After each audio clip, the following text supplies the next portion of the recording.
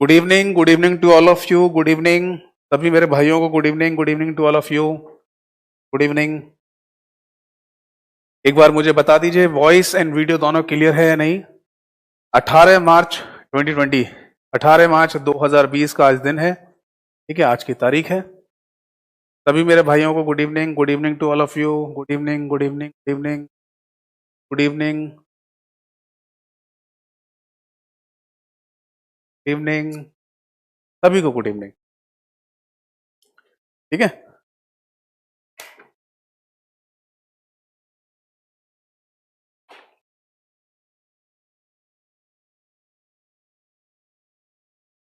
Good evening to all of you. Good evening, good evening, good, सभी को good evening. अंकुर जी बोल रहे हैं सर प्लीज राजस्थान पटवारी का सिलेबस एक बार बता दीजिए। देखिए मैं टॉपिक वाइज यहाँ नहीं बताऊंगा क्योंकि टॉपिक वाइज है ना बहुत, पूरा 1-1.5 घंटे की क्लास ली थी, है ना। मैंने उसमें सब बताया कि कौन कौन से टॉपिक आएंगे।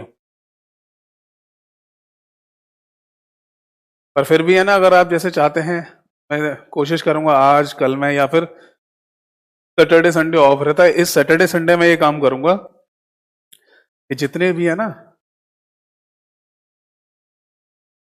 सौरभ जी कह रहे हैं सर सीपीसीटी में अभी मॉक टेस्ट था उसमें 40 आउट ऑफ 75 थे। बहुत बढ़िया, ऐसे ही आप इम्प्रूवमेंट करते जाइए और 75 में से 65 आपके सही होने चाहिए। सभी को गुड इवनिंग, सभी को गुड इवनिंग, सभी को जी good evening, Dharmendra, Jay, Vishal, Saurabh, Eunice, good evening to all of सभी को गुड इवनिंग। तो मैं ये कह रहा था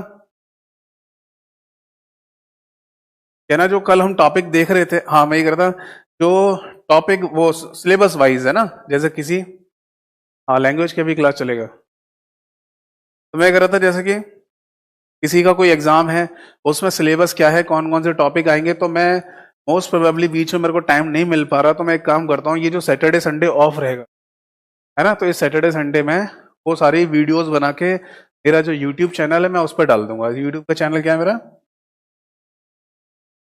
स्टडी लाइव विद यतेंद्र,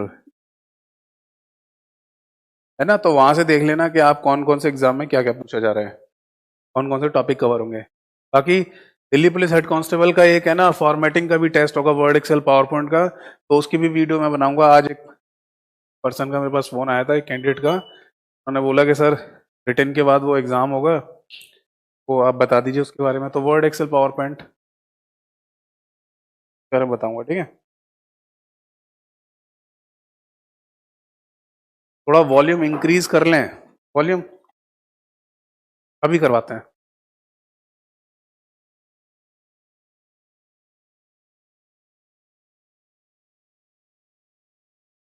चलिए वॉल्यूम यहाँ से तो फुल है, बाकी अपने फोन में देख लीजिए, आप डिवाइस में देख लीजिए, वहां का वॉल्यूम तो कम नहीं है। चलो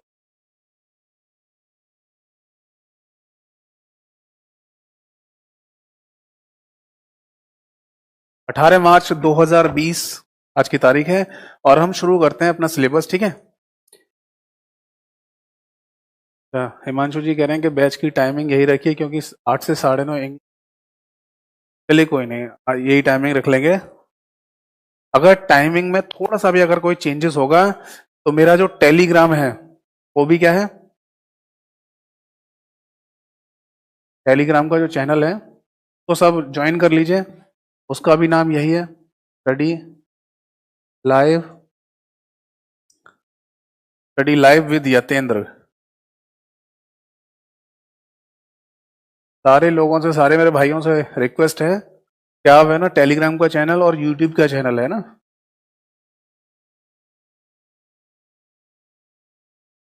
वो भी इसी नाम से है, स्टडी लाइव विद यतेंद्र। तो इन दोनों को है ना आप सब्सक्राइब कर लीजिए, ताकि यहाँ पर तो आपको एमसीक्यूज मिलते जाएं, पीडीएफ एमसीक्यूज मिलेंगे, यहाँ पर आपको जो भी कोई वीडियो मैं बनाऊंगा तो वो मिल जाएगी, है ना। और इसी टेलीग्राम चैनल पे कोई भी नोटिस अगर होगा तो मैं डाल दूंगा, जैसे कि क्लास में अगर टाइमिंग में कुछ चेंज होना है किसी दिन, तो मैं बता दूंगा कि हाँ क्लास में ये टाइमिंग चेंज हुआ है। बाकी जो लोग बोल रहे हैं धर्मेंद्र जी, ढोलू जी की यही टाइमिंग बेस्ट है, तो यही ठीक है, ठीक है। इससे पहले शायद इंग्लिश की क्लास होती है आपकी, ठीक है, टाइमिंग को चेंज नहीं करेंगे।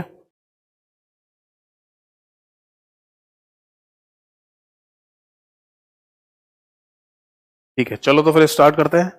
बाकी सभी लोगों से मेरी गुजारिश है कि आप इन दोनों को सब्सक्राइब कर लीजिए, ठीक है, आज ही कर लेना जिन लोगों ने नहीं किया हुआ है।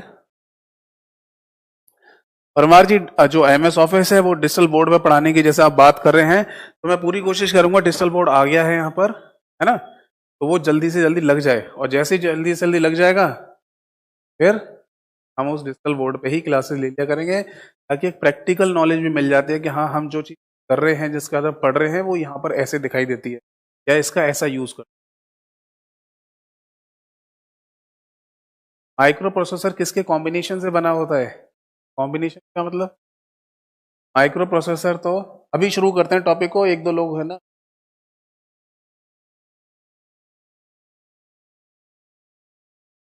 ये राम कौन है जो बोल रहे हैं कि स्टडी कम बकवास ज्यादा होती है? अगर ये राम ने अगर ज्वाइन कर लिया है तो भैया वापस अपनी ले लो, और यहाँ पढ़ने की और जरूरत नहीं है आपको। कल भी इसी बात पे बहुत बहस हुई थी। अगर आपको लगता है कि बकवासबाजी होती है यहाँ पर, कहीं नहीं पढ़ाया जाता, अपनी फीस वापस ले लो। तेरे बिल से नहीं मिल रही हो तो मैं वापस कर दूँ।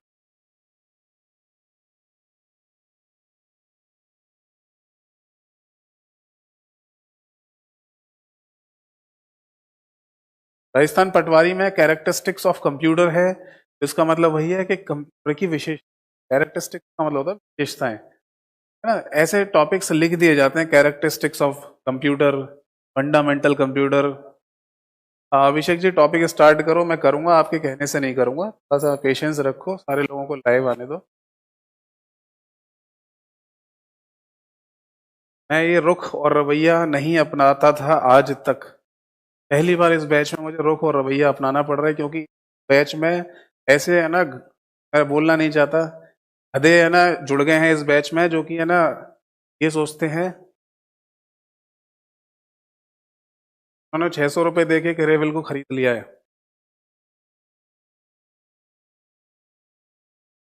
हाँ राम, बड़ी उम्मीद से आपने ना ये बैच को ज्वाइन किया है, तो बड़ी उम्मीद से ही आप यहाँ पढ़िए, और उम्मीद से ही आपके क्वेश्चन सही होंगे, आपका पूरा सिलेबस सही होगा, ठीक है, पर उसमें बिलीव और विश्वास रखना बहुत जरूरी। Cyber ethics, cyber security, security, ये सारा एक टॉपिक है आपका सिक्योरिटी वाला, उसमें सिखाऊंगा क्या चीज होती है। इंग्लिश कम समझ में आती है तो भैया मैं ये जो वर्ड हैं इनकी हिंदी कैसे लिखूं बताओ, या जैसे हम कुछ वर्ड्स लिखेंगे, जैसे स्टेटमेंट या कथन होगा तो उसकी हिंदी तो मैं लिख दूंगा, बाकी जो पॉइंट्स होते हैं इंग्लिश में तो उनको इंग्लिश में, जैसे प्रोग्राम है, अगर प्रोग्राम वर्ड है तो उसे हिंदी में भी ऐसे ही प्रोग्राम लिखा जाता है। अगर मैं बोलूं प्रोग्राम तो प्रोग्राम ही उसका।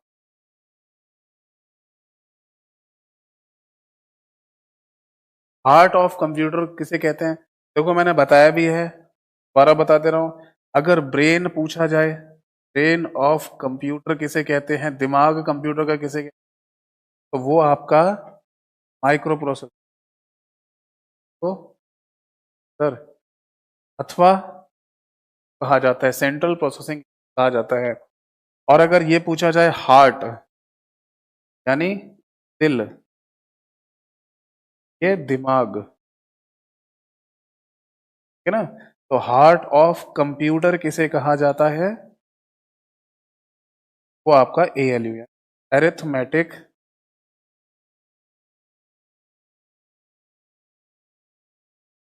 यूनिट, शॉर्ट में ALU कहा जाता है, इसको बोलते हैं अर्थमेटिक लॉजिकल यूनिट। कमेंट पढ़ना मैं बंद कर रहा हूं, चालू करते हैं। अगर मेरी नजर जाएगी भी कमेंट पे और अननेसेसरी कमेंट है तो ब्लॉक करवाऊंगा, ठीक है, और उसके कमेंट कभी नहीं शो होंगे, फिर ब्लॉक हो जाएगा वो। बकवासबाजी मत करना, ध्यान से पढ़िए। देखो भाई, यहाँ पर है ना, कल वाला जो टॉपिक था उसमें हमने रजिस्टर पे छोड़ा था, और मैंने आप बताया था कि रजिस्टर मैं आगे कंटिन्यू करूंगा, जो कुछ नेम लिखे थे रजिस्टर्स के मैंने, है ना, तो उन रजिस्टर के ऊपर भी कुछ क्वेश्चंस देखने को मिल जाते हैं, समझ में आ रहे हैं, उन रजिस्टर के बारे में भी पूछ लिया जाता है। जैसे कि एक रजिस्टर का नाम था प्रोग्राम काउंटर, तो प्रोग्राम काउंटर के बारे में पूछ लिया कि इनमें से कौन रिस्पॉन्सिबल है जो कंप्यूटर में नेक्स्ट इंस्ट्रक्शन या नेक्स्ट या अगला निर्देश का पता या एड्रेस रखता है अपने पास सीपीयू के अंदर। जैसे मान लो सीपीयू यानी सेंट्रल प्रोसेसिंग यूनिट दे रखी है, तो सेंट्रल प्रोसेसिंग यूनिट के पास जो भी डाटा प्रोसेसिंग के लिए आया होगा, उसके बाद अगला कौन सा आने वाला है, अगला कौन सा आने वाला है, उसका पता प्रोग्राम काउंटर नाम के रजिस्टर को पता होता है। तो पहले कल वाला जो टॉपिक जहां खत्म हुआ था उसी के आगे ही मैं है ना आगे का मैं पढ़ाने जा रहा हूं, पर उसके लिए तो कुछ डायग्राम है, उन्हें देख लीजिए। देखो, एक तो सबसे बेसिक डायग्राम है, बेसिक डायग्राम है ना, सबसे जो बेसिक डायग्राम हमें पढ़ना और हमेशा देखना होता है वो तो यही है कि कंप्यूटर के अंदर सारा का सारा डाटा हमारा कहां स्टोर होता है, कंप्यूटर की हार्ड डिस्क में, है ना। कंप्यूटर की हार्ड डिस्क में डाटा सारा स्टोर होता है, और अगर हम किसी फाइल पर किसी भी डाटा पर डबल क्लिक करते हैं तो वो फाइल या डाटा हार्ड डिस्क से कहां पहुंचता है, रैम के अंदर, रैंडम एक्सेस मेमोरी के अंदर। ये क्या है, एरो को बोलते हैं बसेस, जिनके थ्रू डाटा जाता है। और डाटा किस फॉर्म में जाएगा, इलेक्ट्रिकल सिग्नल की फॉर्म में जाएगा। अब रैम वो डाटा भेजती है किसको, सीपीयू को, यानी सेंट्रल प्रोसेसिंग यूनिट को। और ये किस फॉर्म में जाता है, इनपुट की फॉर्म में। सीपीयू अपना काम करने लगता है जिसको बोलते हैं प्रोसेसिंग, और फिर एक आउटपुट जनरेट करता है जो कि मॉनिटर स्क्रीन पर हमें दिखाई देगा। तो ये तो बहुत बेसिक डायग्राम है कंप्यूटर का, इसे तो हमें पता होना ही चाहिए। यानी सारा डाटा कहां पर स्टोर है, हार्ड डिस्क में, बसेस के थ्रू रैम में पहुंचा दिया गया, रैम से सीपीयू में बसेस के थ्रू पहुंचा इनपुट की फॉर्म में, इसने प्रोसेसिंग कर दी। इसी प्रोसेसिंग को एक नाम और भी दिया जाता है, एग्जीक्यूटिंग या एग्जीक्यूशन, ठीक है। अब देखो, इसको हिंदी में अगर आप बोले तो फिर ये से प्रोसेसिंग ऐसे ही लिखा मिलेगा, प्रोसेसिंग ऐसे लिखा हुआ मिलता है। तो इनको थोड़ा सा है ना, आप इसको इंग्लिश में भी समझने की कोशिश करना जो बिल्कुल ही हिंदी वाले हैं, ठीक है ना। प्रोसेसिंग का मतलब होता है इनपुट से आउटपुट बनाना, या एग्जीक्यूशन का मतलब है इनपुट से आउटपुट बनाने हैं, जो बनाते हैं वो, यानी इनपुट से आउटपुट बनाने की जो प्रक्रिया है, जो प्रोसेस है, उसी को प्रोसेसिंग या एग्जीक्यूटिंग कहा जाता है। समझ में आ रहे हैं। तो ये तो आपका बेसिक डायग्राम हो गया। एम का मतलब मॉनिटर, जहां पर आउटपुट आपका शो होता है। वैसे आउटपुट और भी कहीं जा सकता है, जैसे कि आउटपुट आपका प्रिंटर पे भी आ सकता है, यस और नो, है ना। भाई आपने ना एक कमांड दे दी और प्रिंटर से कागज या प्रिंट निकलना चालू हो गए, तो इसका मतलब आउटपुट आपका प्रिंटर के थ्रू भी निकल रहा है, आउटपुट आपका मॉनिटर स्क्रीन पे भी दिख रहा है, और एक आउटपुट आपका स्पीकर से भी मिलेगा, स्पीकर के थ्रू भी तो आवाज आती है। तो ये तो बेसिक डायग्राम हमें पता होना ही चाहिए। चलो, एक डायग्राम हम देखेंगे रैम के रिस्पेक्ट में, क्योंकि अभी हमें रजिस्टर के बारे में जानना है कि वो रजिस्टर जो सीपीयू के अंदर है उनका काम क्या होता है। तो ये तो होगी आपकी रैम, और ये है आपका CPU, central processing unit. RAM data भेजती है किसको, सीपीयू को। अच्छा, मैंने एक चीज बताई हो आपको कि रैम को मेन मेमोरी भी कहा जाता है ना, कंप्यूटर की मुख्य मेमोरी भी कहा जाता है, कंप्यूटर की मुख्य मेमोरी कहा जाता है। अब रैम जो डाटा भेजती है वो कहां कहां आएगा, देखो, सीपीयू के अंदर हमें एएलयू मिलता है, अर्थमेटिक लॉजिकल यूनिट। सीपीयू के अंदर हमें कंट्रोल यूनिट मिलती है, इनके बारे में हम कल डिस्कस कर चुके पूरा। और इसके बाद होते हैं एमयू, के बाद क्या है, एमयू। एमयू का मतलब है मेमोरी यूनिट्स, यानी सेट ऑफ रजिस्टर। तो यहां पर हमें एमबीआर नाम का रजिस्टर मिलेगा, पीसी प्रोग्राम काउंटर नाम का रजिस्टर मिलेगा, एमएआर जिसको एड्रेस रजिस्टर या मेमोरी एड्रेस रजिस्टर बोलते हैं। इसके बाद आपको आईआर मिलेगा, इंस्ट्रक्शन रजिस्टर। के बाद आपको एक एक्यूमुलेटर मिलेगा। तो ये कुछ रजिस्टर के नाम है, और भी कुछ रजिस्टर होते हैं, जगह नहीं बची, नीचे लिख दे रहा हूं। INTR जिसको इनपुट रजिस्टर बोलते हैं, और OUTR जिसको आउटपुट रजिस्टर बोलते हैं। समझ में आ रहा है। तो रैम डाटा जो भेज रही है वो किसको भेज रही है, सेंट्रल प्रोसेसिंग यूनिट को। स्थायी मेमोरी भी बोलते हैं रैम को, क्या सर, नहीं, रैम को मेन मेमोरी, रैम को प्राइमरी मेमोरी, नोट करते जाना जिनको नहीं पता हो, है ना। और रैम को वोलाटाइल मेमोरी भी कहा जाता है। जब प्राइमरी मेमोरी की बात आएगी तो आंसर रैम के अलावा कोई और भी हो सकता है, जैसे कि रोम। एक मैं चार्ट बनाऊंगा, उससे समझ में आएगा कि प्राइमरी और सेकेंडरी मेमोरी कौन कौन सी होती हैं। बट फिलहाल के लिए इतना जान लीजिए कि रैम के लिए क्या क्या आंसर हो सकते हैं। रैम को मुख्य मेमोरी यानी मेन मेमोरी बोलते हैं, प्राइमरी मेमोरी बोलते हैं, वॉलेटाइल मेमोरी बोलते हैं, और रैम को इंटरनल मेमोरी भी बोलते हैं। कंप्यूटर की इंटरनल मेमोरी अगर लिखा हुआ आता है वर्ड, तो answer is RAM. Shift register क्या होता है अभी थोड़ी, अभी ये चीजें पता करो पहले बेटा रंजीत, इन चीजों को जानो पहले क्या चीजें है, उसके बाद हम आगे बढ़ेंगे, क्योंकि अभी शिफ्ट रजिस्टर मैं नहीं बताऊंगा। और भी कुछ बच्चे हैं ना जिनको बेसिक के बारे में बताना है, तो सबके हिसाब से चलूंगा। सर जब डाटा एंट्री करते हैं तो वो रैम में जाती है। देखो जब डाटा एंट्री करते हो आप, और डाटा एंट्री किससे करोगे, हम करेंगे कीबोर्ड से। अब कीबोर्ड से जो डाटा की एंट्री होगी वो आपकी किसके पास जाएगी, प्रोसेसिंग के लिए सीपीयू के पास जाएगी। तभी तो यहां पर लगा हुआ है input register. Input register associate रहता है किसके साथ, इनपुट डिवाइसेस के साथ। और आउटपुट रजिस्टर में किसका डाटा रहेगा, जो आउटपुट डिवाइस को भेजना है। बनवाया, यानी सीपीयू के पास जो सीपीयू ने जो आउटपुट बनाया वो आउटपुट रजिस्टर में उसका डाटा रहेगा, है ना। तो आउटपुट डिवाइस जैसे मॉनिटर को भेजना है तो मॉनिटर को भेजेगा, अगर आउटपुट रजिस्टर में डाटा प्रिंटर का है तो प्रिंटर को भेजेगा, है ना। ऐसे इनपुट रजिस्टर में इनपुट डिवाइसेस का डाटा रहेगा, जैसे कि कीबोर्ड से इनपुट दे दिया, माउस से इनपुट दे दिया, ये डाटा आपका सेंट्रल प्रोसेसिंग यूनिट के पास जाएगा। तो ये मुख्य मेमोरी, इंटरनल मेमोरी, इंटरनल का हिंदी में मतलब होता है आंतरिक, है ना, आंतरिक मेमोरी बोलते हैं इसको। और वॉलेटाइल, जिसने मेरे से क्वेश्चन पूछा था कि स्थायी मेमोरी वाला क्वेश्चन, तो देखिए वॉलेटाइल का मतलब होता है अस्थाई, अस्थाई मेमोरी। अस्थाई मेमोरी कहने का क्या मतलब है, तो देखिए रैम के रिगार्डिंग एक वर्ड बोला जाता है पावर गॉन डाटा लॉस्ट। मतलब कंप्यूटर की जैसे ही पावर को बंद कर देंगे तो आपकी कंप्यूटर की रैम डाटा को लॉस्ट कर देती है। तो नोट्स बना रहे हैं तो इन एक तरफ कराओ सर जी प्लीज, तुम ये कल कराना था, ये कराना था क्या, कल कराना था कल वाली वीडियो यार, तुम पागल वागल हो कौन हो, कल वाली वीडियो भी तो भैया सेव होगी नहीं होगी, तो कल वाली वीडियो को दोबारा देख लो और उसमें से नोट्स बना लो। बिल्कुल सीक्वेंशियली तो पढ़ा रहा हूं यार, कल जो मैंने पढ़ाया था उस पहली वाली क्लास में भी वो चीज थी, कल वाली में भी सेम थी, कल थोड़ा सा और एक्स्ट्रा पढ़ाया था मैंने। तो पहली और जो 2 वीडियोस हैं उनको देखो ना, वो डिलीट थोड़ी हो गई हैं, है ना। तो उन वीडियोस को देखकर आप अपना नोट्स बना लो। मैं जैसे ये कह रहा था शुरुआत में क्लास में, क्या क्या करना है कि आप है ना पहली बार क्लास को सुनते जाइए ध्यान से क्या बोल रहा हूं मैं, उसके बाद दोबारा वीडियोस को देखोगे तब आप नोट्स बनाना।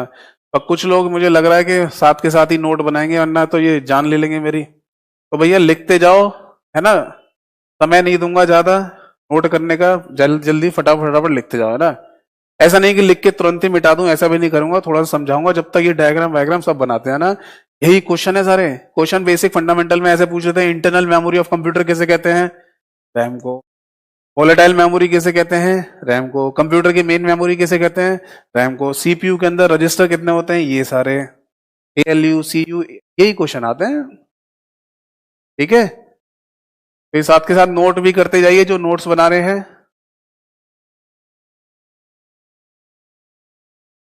ठीक है। चलो आगे देखो।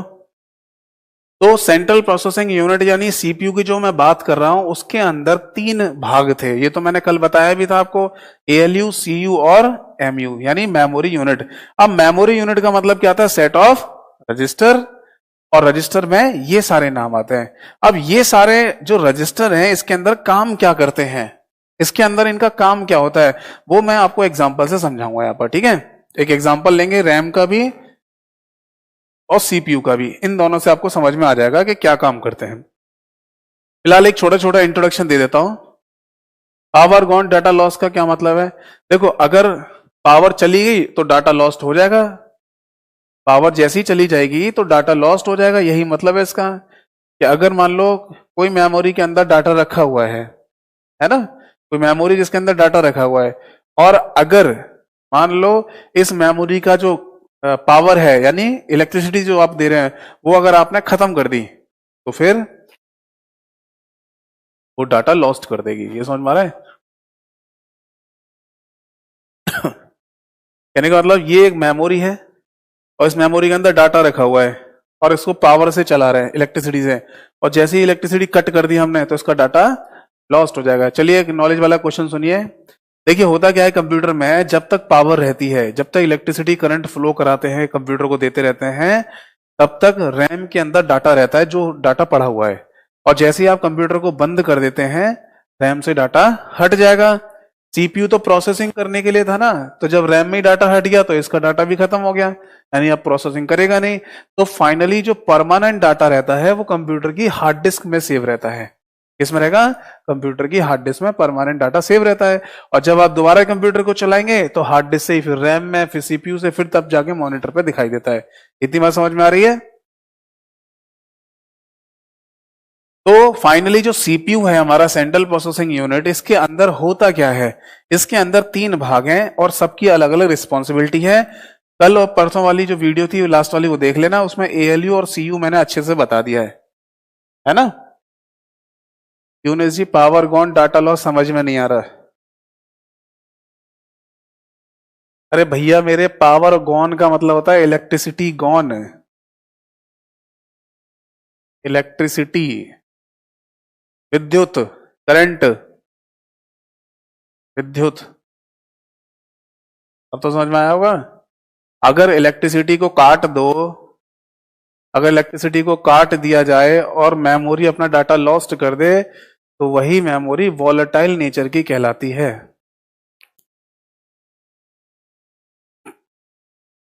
कट कॉपी करते टाइम रैम में स्टोर होता है। अब देखो कट कॉपी कहां करते हो? अब देखो फिर आपके डाउट आते जा रहे हैं। अब ऐसे डाउट यार लास्ट में पूछा करो, फिर ये टॉपिक रह जाएगा और यहाँ पर चिल्लम चिल्ली होना चालू हो जाएगी लोगों की कि सर ये बताओ वो बताओ, ये मत बताओ वो मत बताओ। ये कट कॉपी पेस्ट ये सब लास्ट में पूछना। लो मैं लिख ले रहा हूँ साइड में, लास्ट के 5 वर्ड बताऊंगा। कट कॉपी कहाँ सेव होता है? क्या एमयू पूछो, एमयू क्या है? देखो एमयू का मतलब है मेमोरी यूनिट। तो रैम मेमोरी है, फिर रैम के लिए सेट किया जाता है कंप्यूटर में। रैम को क्यों स्पीड, कौन कह रहा है रैम को स्पीड के लिए यूज करते हैं? स्पीड है ना दिमाग से होगी कि उससे होगी?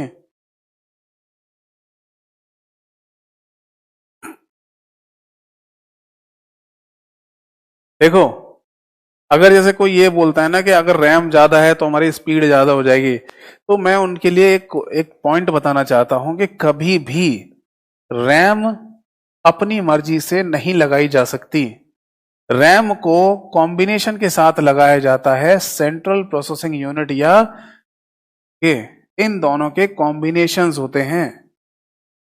समझ में आ रहे हैं? इन दोनों के कॉम्बिनेशंस होते हैं। ऐसा नहीं है कि जो सीपीयू है आपका सेंट्रल प्रोसेसिंग यूनिट, तो वो आपका कम पावर का है, कम पावर समझ लो इसकी, यानी इसका प्रोसेस करने की पावर कम है, और रैम क्या कर दी आपने? ज्यादा कर दी। रैम की जो स्पेस है, रैम का जो जगह है या रैम की स्पेस है वो आपने ज्यादा दे दी है, तो ये गड़बड़ हो जाएगी यहां पर। मैं आपको एक बात बताता हूं, आप इसको ऐसे समझा करो ना। अजय कुमार सरोज जी कह रहे हैं रैम क्या होती है? देखो सिंपल सा मीन है, कंप्यूटर एक कॉम्बिनेशन है हार्डवेयर एंड सॉफ्टवेयर का। अगर आपसे कोई पूछता है कि कंप्यूटर क्या चीज है, कंप्यूटर है हार्डवेयर प्लस सॉफ्टवेयर का कॉम्बिनेशन। कंप्यूटर क्या है? हार्डवेयर और सॉफ्टवेयर का कॉम्बिनेशन। ठीक है। अब बिल्कुल ही कम जानने वाले बच्चे हैं, रैम भी पूछ रहे रैम क्या होता है। चलो कोई नहीं, बताऊंगा मैं। कंप्यूटर जो डिवाइस है हमारी, ये हार्डवेयर और रैम सॉफ्टवेयर का कॉम्बिनेशन होता है। अब हार्डवेयर क्या है, मतलब ऐसी डिवाइस जिनको छू सकते हैं, और सॉफ्टवेयर क्या है, एक ऐसा कंपोनेंट जिसको छू नहीं सकते, देख सकते हैं। जैसे कीबोर्ड माउस वगैरह, ये तो सब हार्डवेयर कहलाते हैं। सीपीयू भी आपका हार्डवेयर होता है। और सॉफ्टवेयर जैसे कि एमएस ऑफिस हो गया, टैली हो गया, फोटो एडिटर हो गया, है ना। तो ये सब चीजें जो है वो सॉफ्टवेयर कहलाएंगी, जिनको केवल देख सकते हैं, यूज कर सकते हैं, छू नहीं सकते। तो सॉफ्टवेयर क्या हो गया, जिसको छू नहीं सकते, इनटेंजिबल बोलते हैं, हिंदी में इंग्लिश में बोलते हैं इनटेंजिबल। और हार्डवेयर को टेंजिबल, जिसको छुआ जा सके। अरे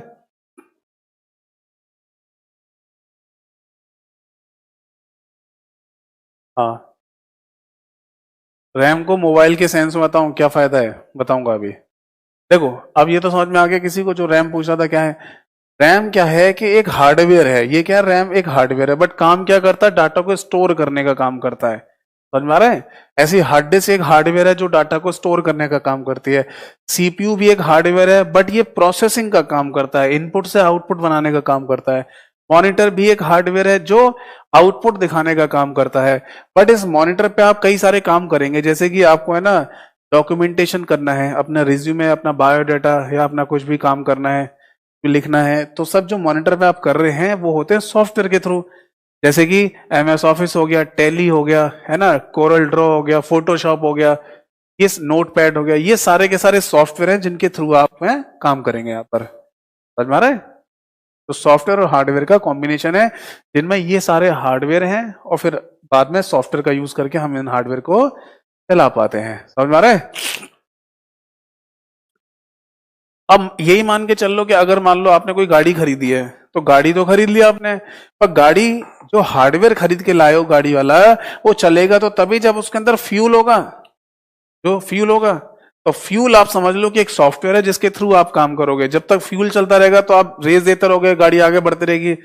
बट इन दोनों में से कोई भी एक चीज खत्म कर दी जाए, दोनों में से कोई भी चीज रोक दी जाए, तो फिर हम नहीं चल पाएंगे उस गाड़ी से। यानी कि अगर हम एक कंटेनर में फ्यूल लेके आ जाएं, ईंधन लेके आ जाएं, पेट्रोल डीजल लेके आ जाएं, सीएनजी लेके आ जाएं, तो और गाड़ी हमारे पास है नहीं, तो क्या हम कैसे जाएंगे। और एक लाख मतलब 10 लाख रुपए की मैं गाड़ी या कार खरीद लाया, या मान लो 1-1.5 लाख की बाइक खरीद लाया, और उसके अंदर पेट्रोल या फ्यूल ही नहीं है, तो फिर हम उसे चलाएंगे कैसे। तो इसका मतलब कि उस गाड़ी को चलाने के लिए वो हार्डवेयर भी चाहिए और वो फ्यूल भी चाहिए। ऐसे ही कंप्यूटर को चलाने के लिए, यूज करने के लिए हमें हार्डवेयर भी चाहिए और सॉफ्टवेयर भी चाहिए, जिनमें ये सारे नाम आते हैं, और इनको हम एक एक करके समझते जाएंगे कि इनका नाम क्या है। एचडी का मतलब हार्ड डिस्क है, आरएएम रैम का मतलब रैंडम एक्सेस मेमोरी है, सीपीयू की full form central processing unit होती है, और एम का मतलब मॉनिटर है। यहां पर समझ में आ रहा है। बफरिंग क्या होती है, किसी सिस्टम में रैम का साइज बढ़ाने से क्या इफेक्ट पड़ेगा, सब बता रहा हूं नेहरा जी, अभी क्लियर होगा सब। देखो, जैसे कि अगर आपके दिमाग पर लोड ज्यादा डाल दिया जाए, मान लो आप हो बच्चे और लोड दे दिया जाए 12th वाला, ये 12th की जो पढ़ाई है वो आपको पढ़नी है और पेपर देने हैं, ब्रेन हैंग हो जाएगा या नहीं। मान लो 4th-5वीं क्लास का कोई बच्चा है, उसी समय के हिसाब से ब्रेन होगा, दिमाग होगा या नहीं। यस। और बोला जाए ले भाई इतना स्टोरेज, इतना भी डाटा ले, इतनी भी पढ़ाई ले, इतनी किताबें ले, और बस इनको पढ़ और पेपर दे क्या, तो उसका दिमाग हैंग हो जाएगा। क्यों? क्योंकि उसके हिसाब से जो डाटा है उसके हिसाब से इसका दिमाग अभी परिपक्व नहीं है, या फिर अकॉर्डिंगली नहीं है। समझ में आ गया। दूसरी चीज, मान लो अगर एक छोटी सी किताब दे दी और यहां पर बैठा रखा है एक साइंटिस्ट, यानी दिमाग बहुत ज्यादा कर दिया है, और वहां छोटा सा डाटा दे दिया, ले भाई छोटी सी किताब है, बोला इसे पढ़ दे, वो क्या कर लो, पढ़ गई, बताओ क्या पूछना है इसमें से। इसका मतलब कि जहां डाटा स्टोर हो रहा है और जो इसको दिमाग यानी प्रोसेस करने वाला है, उन दोनों के बीच में आपको कॉम्बिनेशन बनाने पड़ेंगे, तभी आगे चीजें बढ़ेंगी और प्रॉपर तरीके से चलेंगी। जैसे अगर कोई कहता है कि रैम ज्यादा होने पर हमारा फोन सही चलता है, तो रैम के अंदर डाटा स्टोर करते हैं, रैम ज्यादा हो गई, मान लो रैम 1 GB से 1.5 GB पहुंची, 2 GB पहुंची, रैम 4 GB पहुंची, रैम 8 GB रैम आ गई। तो अगर हमारे फोन के अंदर 8 GB रैम है, तो इसका मतलब ये नहीं है कि सीपीयू आज से 10 साल पहले वाला उसमें फोन में लगा रखा है, नहीं। 8 GB रैम के साथ एक न्यू जनरेशन सीपीयू भी लगाया गया होगा, ताकि 8 GB का जो डाटा रखा जाएगा रैम के अंदर, उसे संभालने, उसे प्रोसेस करने के लिए सीपीयू भी तो हाई पावर का होना चाहिए नहीं? समझ में आ रहा है कुछ? यानी जो दिमाग है वो स्टोरेज के कंपैटिबल होना चाहिए, उसके साथ का होना चाहिए, तभी दोनों कॉम्बिनेशन से चल पाएंगे। समझ में आ रहे हैं? जैसे कि अगर मैं सीपीयू की बात करता हूं, सेंट्रल प्रोसेसिंग यूनिट की बात करता हूं, तो इसमें पेंटियम भी नाम आता था पहले, शुरू के टाइम पे पेंटियम चला करते थे, पेंटियम 1, पेंटियम 2, पेंटियम 3, पेंटियम 4, है ना? फिर डुअल कोर आया, फिर कोर टू 2 आया, core i3, core i5, core i7 तक आज चल रहे हैं सीपीयू या प्रोसेसर। तो अगर मान लो पेंटियम टाइप का जो हमारे पास प्रोसेसर है और रैम अभी मान लो लगा दिया 8 GB की, तो 8 GB की रैम में तो डाटा आ ही जाएगा 8 GB का। बट सीपीयू कौन सा है? बिल्कुल पेंटियम 20 साल पहले वाला। तो क्या होगा? ज्यादा डेटा जब इसके ऊपर आएगा हैंग हो जाएगा, काम ही नहीं करेगा, वो काम ही नहीं कर पाएगा। और उल्टा करके देख लो कि रैम दे रखी है मान लो आपने 1 GB की, रैम दे रखी है आपने 1 GB की, और प्रोसेसर लगा दिया कोर i7 10वीं जनरेशन का। इतने पैसे खर्च किए आपने, सीपीयू एकदम हाई पावर वाला, हाई प्रोसेसिंग पावर वाला लेके आए, और रैम बहुत कम है, तो डाटा रैम में जितना कैपेसिटी उतना ही आएगा, बट जो प्रोसेसिंग के लिए जिसको हम भेज रहे हैं उसके पास इतना सारा दिमाग है, इतने सारा प्रोसेसिंग पावर है कि उसके लिए वो छोट है। तो इसका मतलब कि ये दोनों अलग अलग नहीं बनाए जा सकते।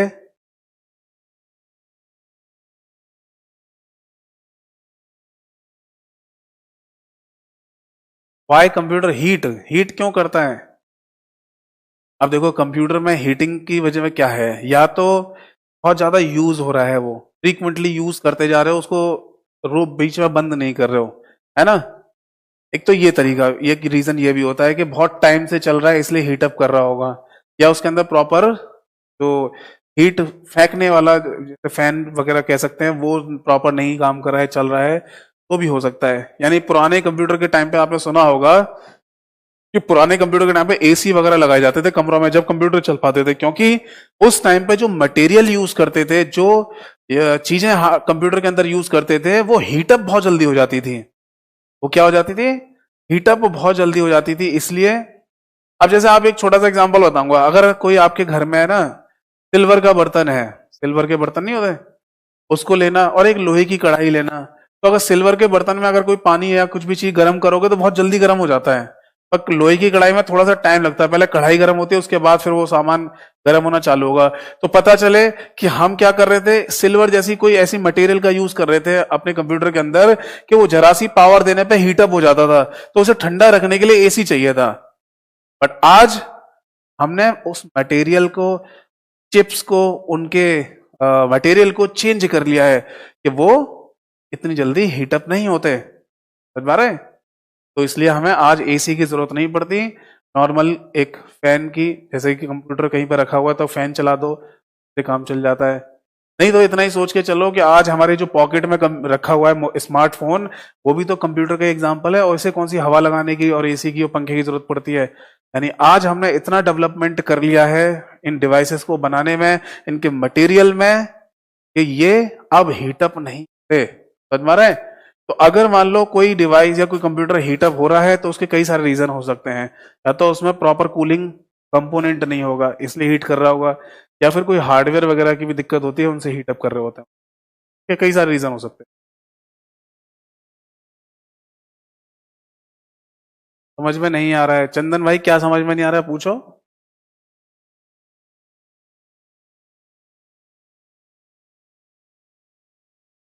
रैम में तो कोई डाटा स्टोर नहीं होता, तो ये लूप में काम करता है। रैम में डाटा परमानेंट स्टोर नहीं होता, रैम में डाटा तो स्टोर करते हैं चलने के टाइम पर। जैसे रैम, कंप्यूटर हमारा ऑन है, कंप्यूटर क्या है हमारा, समझने की कोशिश करना, बिल्कुल बेसिक वाले भी समझिए, कुछ क्लासेस तो बेसिक वालों की रहेंगी क्योंकि उनको तो समझ में नहीं आ रहा कि ये क्या चीजें हैं। तो देखो, कंप्यूटर को जब आपने ऑन कर दिया तो ऑन के टाइम पर हार्ड डिस्क का डाटा कहाँ स्टोर है? रैम के अंदर आ रहा है, और रैम से वो सीपीयू के पास जा रहा है और प्रोसेस करके आउटपुट बना देता है जो मॉनिटर पर दिख जाएगा। पर जैसे ही आप है ना कंप्यूटर को शट डाउन करोगे तो मॉनिटर बंद हो जाता है, यस, सीपीयू अपना काम करना बंद कर देगा और रैम के अंदर जो डाटा था वो भी खत्म हो जाता है। तो फिर हार्ड डिस्क में वो डाटा परमानेंट मतलब वहां स्टोर रहता है, समझ में आता है। तो रैम जो है हमारी कोई टेम्पररी मेमोरी है ना, उसमें परमानेंट डाटा नहीं स्टोर होता।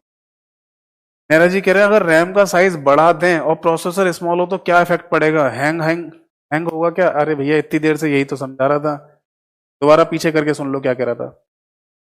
सर प्रोसेसिंग फास्ट है पर रैम कम है तब भी तो बफरिंग बफ का ना, प्रोसेसिंग फास्ट है और रैम कम दे रखी है।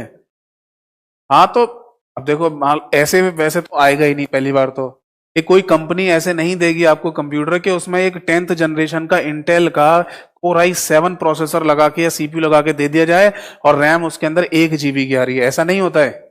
आप देखते होगे कि कंप्यूटर कंपनी जब कंप्यूटर बनाती हैं और आप उनको जब खरीदने जाते हो तो आपको पता चलता होगा कि भैया इसमें ना कोर i7 प्रोसेसर या सीपीयू लगा हुआ 10th जनरेशन का और इसमें 8 GB की रैम है और 1 TB की हार्ड डिस्क है, 64,000 का लैपटॉप मिल रहा है। अभी एक मेरे फ्रेंड है उन्होंने लिया 64,000 का लैपटॉप लिया उन्होंने। तो भैया ऐसे कैसे? तो इसका मतलब यही तो है कि 8 GB रैम भी लगी हुई है और core i7 processor 10th generation का भी लगा हुआ है।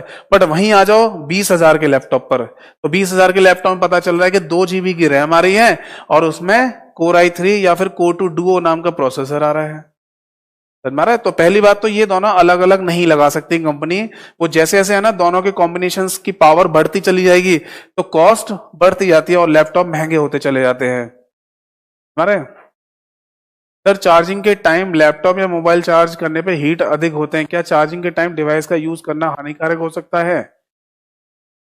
देखो आज टेक्नोलॉजी इतनी एडवांस हो गई है कि चार्जिंग के टाइम पर डिवाइस का फटना या उसको खराब होना उसका या उसका यूज करना हार्म ऐसा नहीं होता है, समझ में आ रहा है। बट जैसे पुरानी टेक्नोलॉजी की बात करें तो उस टाइम पर हो जाता था कि कई बार है ना पावर से तार कनेक्टेड है उसमें इलेक्ट्रिसिटी फ्लो कर रही है और उसी समय आप यूज कर रहे हैं अपनी डिवाइस को, तो वो हीटअप हो जाने लगती थी, गर्म हो जाने लगती थी, है ना। तो इसलिए तब बोला जाता था कि भाई चार्जिंग के टाइम पर यूज मत करना। अभी आप एप्पल का फोन ले लो, चार्जिंग पर लगा के उसे यूज करते रहो, उससे कोई दिक्कत नहीं होती, है ना। अगर आप सैमसंग के फोन भी लेते हैं 60-70 हजार के फोन लेंगे उसमें दिक्कत नहीं होगी। तो कहने का मतलब सिंपल सा मतलब ये है कि आप जितने पैसे इन्वेस्ट करोगे उतने ही बेटर क्वालिटी का हार्डवेयर आपको मिलता चला जाएगा। सर मोबाइल और कंप्यूटर की रैम सेम होता है? देखो मोबाइल का कंप्यूटर और रैम का साइज सेम नहीं होगा, कॉन्सेप्ट सेम होता है। आप अगर बोलें कि कंप्यूटर में तो रैम इतनी बड़ी एक प्लेट लगी हुई है इतनी बड़ी, तो रैम के अंदर वो मोबाइल स्मार्टफोन के अंदर भी इतनी बड़ी होगी? नहीं, अरे फोन ही इतना सा होता है तो वो रैम आई कैसे जाएगी? तो रैम का साइज बहुत छोटा है, नैनो टेक्नोलॉजी की तरफ हमने उसको डेवलप किया है, समझ में आ रहे हैं?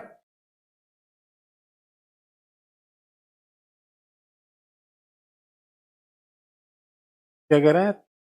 1,000 रुपए में 4 GB का रैम मिल जाता है? अरे नहीं, 30,000 में थोड़ी मिलता होगा। 3,000 लिख रहे होंगे, आपने एक जीरो ज्यादा कर दिया। सर मैं कंप्यूटर को अपनी लाइफ में पहली बार पढ़ रहा हूँ। सर मैंने आपको कल व्हाट्सएप पर एसएमएस भी किया था, परंतु एक कक्षा को 2 बार देखा तो मुझे अच्छे से समझ में आने लगा है। Thank you, love you sir. Mukesh भाई थैंक यू तारीफ करने के लिए। बस मैं यही बोल रहा हूँ कि थोड़ा सा समझने की खुद भी कोशिश करना है ना। अगर मैथ्स को भी मैं पहली बार पढ़ रहा था तो भी मुझे नहीं समझ में आ रहा था ना, पर मैंने मैथ्स को फिर पढ़ना चालू किया, सर ने पढ़ाया, मैंने खुद से पढ़ना चालू किया, 2-4 जगह स्टेटमेंट कथन पढ़े उसके, है ना, क्वेश्चन पढ़े, तो मुझे समझ में आने लगा भाई हाँ सर ने भी कही थी और ये भी ये कह रहा है, इसका मतलब ये होता है। तो थोड़ा सा तो आपको भी एफर्ट करना पड़ेगा।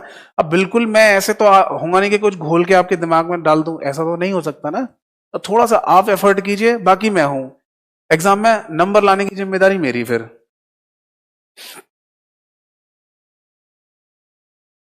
सॉफ्टवेयर क्या है? सॉफ्टवेयर प्रोग्राम का कलेक्शन होता है ना। सॉफ्टवेयर क्या होता है? प्रोग्राम का कलेक्शन क्या होता है। अब आप पूछेंगे प्रोग्राम क्या है, तो प्रोग्राम आपका सेट ऑफ इंस्ट्रक्शन होती है, यानी किसी भी प्रोग्रामिंग लैंग्वेज में लिखी गई लाइनें जो होती हैं वो इंस्ट्रक्शन या स्टेटमेंट कहलाती हैं। ये सॉफ्टवेयर क्या है, ये सब चीजें आ जाएंगी धीरे।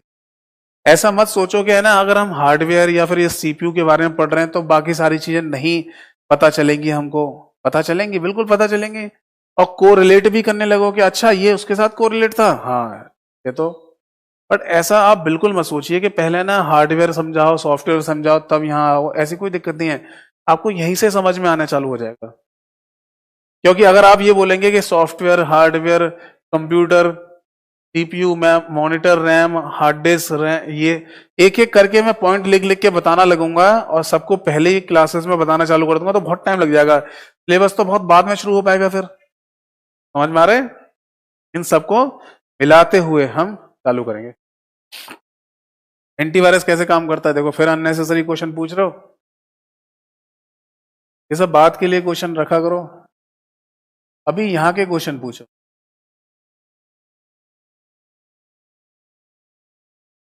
Difference between computer RAM mobile RAM, अरे अभी तो बताया था।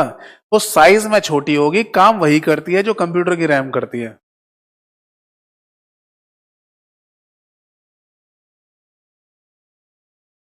सर लाइव में इतना बफरिंग क्यों होता है ऐप में? तेरा वाईफाई सही है फिर भी बहुत बफरिंग होती है।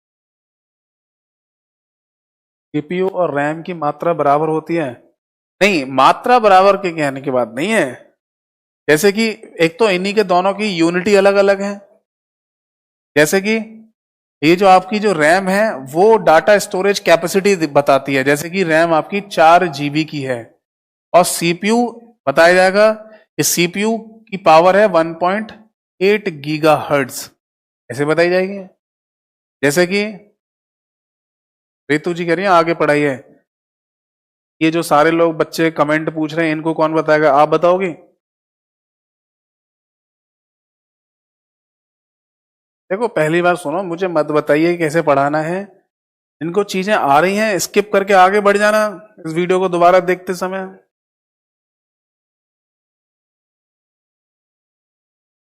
मुझे मत बताइए बार बार कि आगे बढ़ना है नहीं बढ़ना है। जो डाउट आ रहे हैं इस टॉपिक के रिगार्डिंग, एक एक बच्चे का डाउट बताऊंगा, क्योंकि जितना कोई टेक्निकल वाला है वो भी मेरे लिए उतना इंपॉर्टेंट है और जितना बिल्कुल बेसिक वाला है जिसको कंप्यूटर का सी भी नहीं आता वो भी मेरे लिए इंपॉर्टेंट है। ठीक है, तो मैं ये कह रहा था कि जो रैम है हमारा वो एक स्टोरेज कैपेसिटी है, क्षमता बताता है 4 GB ऐसे करके आएगी। और सीपीयू की जब बात करेंगे तो 1.8 यानी 1.8 GHz। अब यहां पर जो जी है ये तो सेम हो जाएगा, जी का मतलब गीगा, ये दोनों का मतलब क्या है, गीगा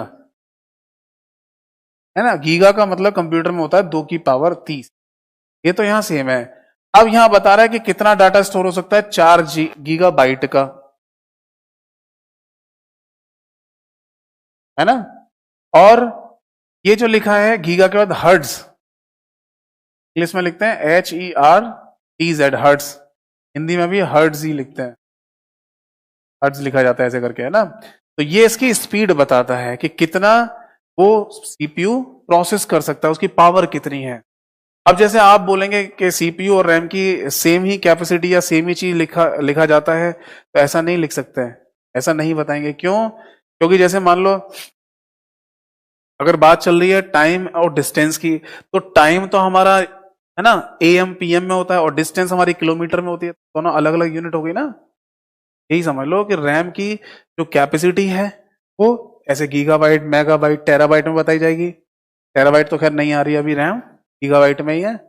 और सीपीयू की जो स्पीड है या उसकी प्रोसेसिंग पावर है वो हर्ट्ज में बताई जाती है। ये जो हर्ट्ज होता है ये फ्रीक्वेंसी की यूनिट होती है। अगर आपने भौतिकी या फिजिक्स पढ़ी है तो उसमें आपने फ्रीक्वेंसी पढ़ी होगी, तो फ्रीक्वेंसी की यूनिट होती है हर्ट्ज, हाँ ये बताया जाता है। क्लियर है, समझ में आ रहा है? चलिए आगे बढ़ते हैं। तो कुछ डाउट्स वगैरह हैं सब क्लियर हो जाएंगे। फिलहाल के लिए जो मैं बता रहा हूं वो आप सुनते रहिए समझते रहिए, और जिनको नोट करना है नोट भी। ठीक है, तो इतनी बातें मैं बता रहा था आपको, और लास्ट में मैं समय दूंगा आपके जो डाउट होंगे वो बताने के लिए। अभिषेक जी बोले सर रैम नहीं समझ में आ रहा है, रैम क्या होती है? देखो भैया रैम एक मेमोरी होती है। रैम क्या है? एक मेमोरी है, समझ में आ रहा है। और रैम की फुल फॉर्म क्या है? इसे रैंडम एक्सेस मेमोरी कहा जाता है। ठीक है, एक्सेस का मतलब होता है यहाँ प्रयोग करना, यानी जिस मेमोरी का प्रयोग रैंडमली होता हो। रैंडम का मतलब समझ में आ रहा है? रैंडम का मतलब होता है कि जैसे अगर आपके पास कई कलर की बॉल है, कई रंगों की बॉल है, उसको आपने एक थैले में डाल दिया और उनमें से आपने ऐसे घुमा के एक बॉल उठा ली, तो हम बोलते हैं कि इनमें से हमने रैंडमली एक बॉल को चुन लिया, पिक कर लिया। तो वैसे ही रैम के अंदर जो लोकेशन है, जो जगह है, वो रैंडमली यूज होती है, इसलिए नाम रखा गया था रैंडम एक्सेस मेमोरी। बाकी और अच्छे से पढ़ेंगे जब रैम पढ़ाया जाएगा। ठीक है, एक्सेस का मतलब प्रयोग करना, तो रैंडमली उसकी लोकेशन का प्रयोग करना, इसलिए नाम रखा गया रैंडम एक्सेस मेमोरी। समझ में आ रहा है? बट ये मेमोरी टेम्पररी होती है, परमानेंट नहीं होती। परमानेंट कहने का मतलब कि अगर कंप्यूटर को बंद कर दोगे तो अपने अंदर डाटा स्टोर करके रखेगी तो परमानेंट है। जैसे कि हार्ड डिस्क परमानेंट मेमोरी होती है, आप बंद कर देंगे तो क्या होगा, अपने अंदर डाटा स्टोर कर लेगी, जो पहले जो स्टोर कर रखा है आपने, वो डिलीट नहीं होता। पर रैम के अंदर क्या होगा, रैम वो डाटा डिलीट कर देती है जैसे ही कंप्यूटर की पावर को बंद कर देते हैं। समझ में आ रहा है?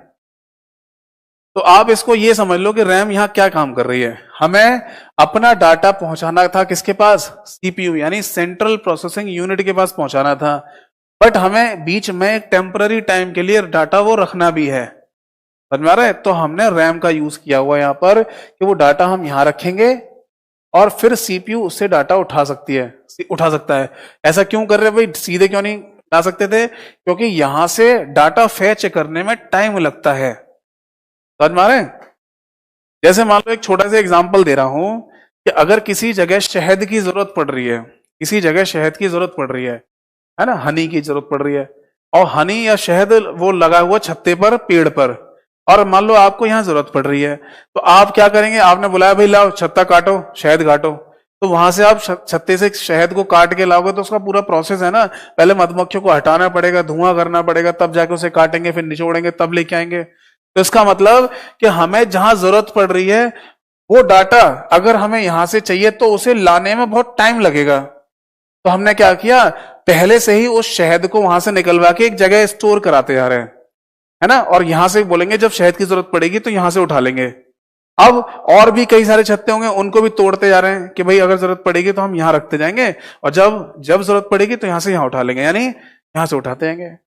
तो सीपीयू को जब डाटा की जरूरत पड़ती है वो तो रैम से उठाता रहता है, रैम से उठाता रहेगा, उसकी प्रोसेसिंग करता रहता है।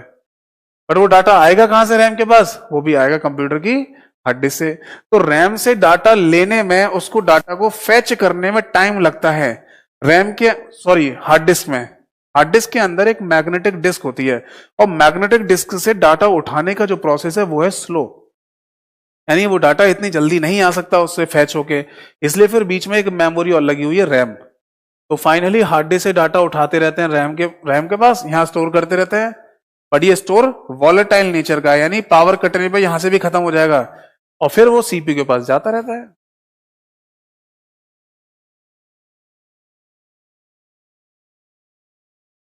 ना। तो ये बात समझ में आ रही है आपको कि आपके कंप्यूटर का सारा जितना भी डाटा होता है वो कंप्यूटर की हार्ड डिस्क में स्टोर रहता है ना। जितना भी डाटा कंप्यूटर कोर्स खत्म होने के बाद 1 महीने तक और रहेंगी वीडियो, 1 महीना पूरा मिलता है, उसके बाद वो डिलीट हो जाएंगे, हट जाएंगे वहां से। तो कंप्यूटर का सारा डाटा कहां स्टोर रहता है, कंप्यूटर की हार्ड डिस्क में। अब कंप्यूटर को जब ऑन करते हैं वो कहां जाएगा, रैम के अंदर, रैम से वो सीपीयू के अंदर, और सीपीयू से मॉनिटर के पास आउटपुट बन के आ जाता है।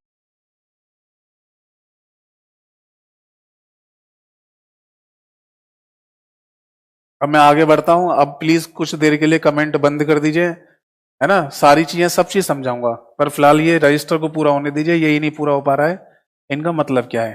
ठीक है, तो मैं इतनी चीजें समझा चुका हूं कि जो हमारा सेंट्रल प्रोसेसिंग यूनिट है, सीपीयू है, उसके 3 भाग हैं, एएलयू, सीयू और एमयू। एमयू के अंदर ये सारी चीजें, ठीक है,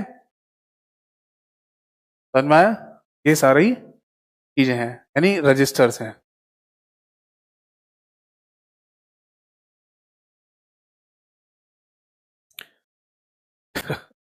ऐसे कमेंट कर दोगे तो बिल्कुल नॉलेज नहीं है। कंप्यूटर की जो डब्बा होता है, सिस्टम यूनिट जो बोलते हैं, उसी के अंदर हार्ड डिस्क लगी होती है अंदर। आप कभी खोल के देखना, तो ऐसी ब्लैक कलर की एक बॉक्स टाइप की होगी, ठीक है? वो आपकी हार्ड डिस्क कहलाई। आपने कभी देखी नहीं होगी, कंप्यूटर की एक्सटर्नल हार्ड डिस्क भी आती है, यूएसबी से कनेक्ट करते हैं बाहर से, मोबाइल जैसी जो केबल होती है यूएसबी वाली, यूनिवर्सल सीरियल बस वाली केबल, उससे बाहर से भी कनेक्ट करते हैं। चलो आगे बढ़ते हैं। मुझे लग रहा है अभी कुछ बच्चों के लिए कुछ बेसिक्स ही क्लियर करने पड़ेंगे एक दो क्लास में, तभी आगे बढ़ना चाहिए मुझे। मुझे लग रहा है फिर दिक्कत होगी आप लोगों को, है ना। तो कुछ लोग पूछ रहे हैं रैम क्या होती है, तो मुझे रैम भी बताना पड़ेगा। तो रैम फिलहाल के लिए मैंने बताया आपको कि रैंडम एक्सेस मेमोरी होती है। रैम का यूज क्यों करते हैं अभी बताया तो भैया मेरे, हार्ड डिस्क जो है उस पर डाटा जो रखा हुआ है उसको उठाने में या फैच करने में हमें टाइम लगता है ना, क्योंकि वो डाटा एक मैग्नेटिक चुंबकीय फॉर्म में स्टोर है, वहां पर मैग्नेटिज्म है, वहां पर चुंबकीय करण है वहां पर, समझ में आ रहे हैं। इसलिए वहां से अगर डाटा उठाते तो सीपीयू को प्रोसेसिंग करने में देर लगती, इसलिए क्या किया कि डाटा यहां से उठाते रहेंगे और स्टोर करते रहेंगे टेम्पररी टाइम के लिए, किसमें, रैम के अंदर, और रैम से वो डाटा जल्दी जल्दी सीपीयू उठाता रहेगा। जैसे अभी मैंने हनी और शहद का एग्जांपल नहीं दिया था कि जहां जरूरत पड़ रही है वहां से तभी के तभी आप छत्ते से शहद को काट के लाओगे तो उसका पूरा प्रोसेस है, देर नहीं लगेगी। पर आप एक काम करो, धीरे धीरे शहद को काटते रहो, छत्तों को काटते रहो, शहद को एक जगह इकट्ठा करते रहो, और जब मुझे जरूरत पड़ेगी मैं वहां से उठाता रहूंगा। तो ये वो टेम्पररी टाइम के लिए जगह बनाई गई है ना, ये वो टेम्पररी टाइम के लिए जगह बनाई गई है ताकि सीपीयू को जल्दी से जल्दी प्रोसेस करके आउटपुट दे दे वो, और जल्दी से जल्दी डाटा मिलता रहे। हाँ पोर्टेबल भी बोल सकते हैं, जो अलग हो जाती है पोर्टेबल कहा जाता है। कैशे क्या होती है, मेमोरी में क्या होती है, ये सब कैशे वैशे सब है ना, बताऊंगा मैं।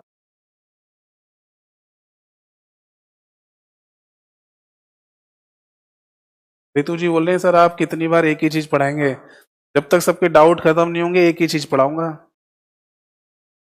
मुझे मत बताइए कैसे पढ़ाना है।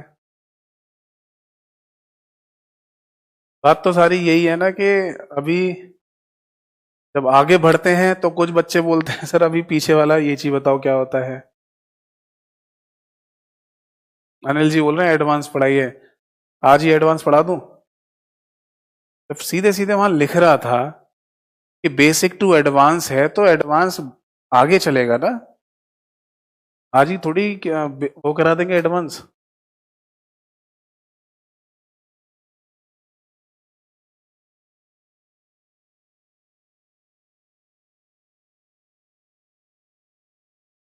चलो अब आगे बढ़ रहा हूं मैं। अब मुझे लग रहा है मुझे कमेंट बंद ही करवाने पड़ेंगे, लास्ट के 10 मिनट में कमेंट खोला करूंगा, जिसको जैसा समझ में आ रहा है वो लास्ट में पूछेगा मेरे से कि क्या समझ में आया क्या नहीं आया, ठीक है, तो यही करना पड़ेगा। ना आप मुझे पढ़ाने नहीं दोगे ना आगे बढ़ने दोगे। एडवांस वाले बोल रहे हैं कि सर एडवांस पढ़ाओ, ये तो बाद में देख लेंगे वो लोग। बेसिक वाले बोल रहे हैं बेसिक पढ़ाओ, तो मैं पढ़ाऊंगा अपने तरीके से। अगर जिसको लग रहा है कि आज बेसिक चल रहा है तो बंद करके अपना कुछ दूसरा रिवाइज कर ले, मैथ इंग्लिश रीजनिंग तो पढ़ना है उसे, ठीक है। फिलहाल के लिए अभी कुछ जो क्लासेस होंगी वो बेसिक वालों की होंगी, और इस बीच में कुछ टेक्निकल भी आ जाएगा, है ना। जैसे कुछ टेक्निकल क्वेश्चंस में हमने देखा है ऐसा पूछा जाता है कि नैंड नॉर गेट्स कितने रिक्वायरमेंट होती है जब आपको कोई दूसरा लॉजिक गेट या गेट बनाना हो तो आपको, है ना। तो ऐसे क्वेश्चंस जो होते हैं ना वो भी मैं अभी आपको जब कराऊंगा लॉजिक गेट्स तो वहां पता चलेगा। जैसे एक क्वेश्चन टेक्निकल पेपर में पूछा जाता है कि how many and nor gates are required to make and gate, and gate को बनाने के लिए कितने नैंड और नॉर गेट की आवश्यकता होती है, तो मैं आपको बहुत अच्छे तरीके से बताऊंगा, हाँ? बहुत अच्छे तरीके से समझा दूंगा, और आपका हमेशा आंसर वो सही हो जाएगा, बिल्कुल अच्छे से याद भी हो जाएगा आपको। तो ये सारी चीजें मैं आपको बता दूंगा। चलो, तो अब मैं बता रहा था आपको सीपीयू वगैरह के बारे में, और जो ऋतु जी बोल रही थी ज्यादा कि है ना कितनी बार पढ़ाओगे, तो भैया बंद करके आप अपना कुछ दूसरा पढ़ लो। ऋतु जी, है ना, मैं जैसे पढ़ाता हूँ वैसे पढ़ाऊंगा, सब चीज क्लियर करूंगा चाहे मैं धीमे धीमे पढ़ाऊं। चलो, तो फाइनली अब बात करते हैं रजिस्टर्स की, ठीक है ना। तो एएलयू सीयू पढ़ चुके हैं, रजिस्टर्स के बारे में भी हमने नाम देख लिया, बट इनके अंदर इनका काम क्या है वो हमें पढ़ना था, वो हमें देखना था। तो मैं एक एक करके सबको समझाता हूं। तो पहले मैं बात करता हूं MBR की। देखो भैया,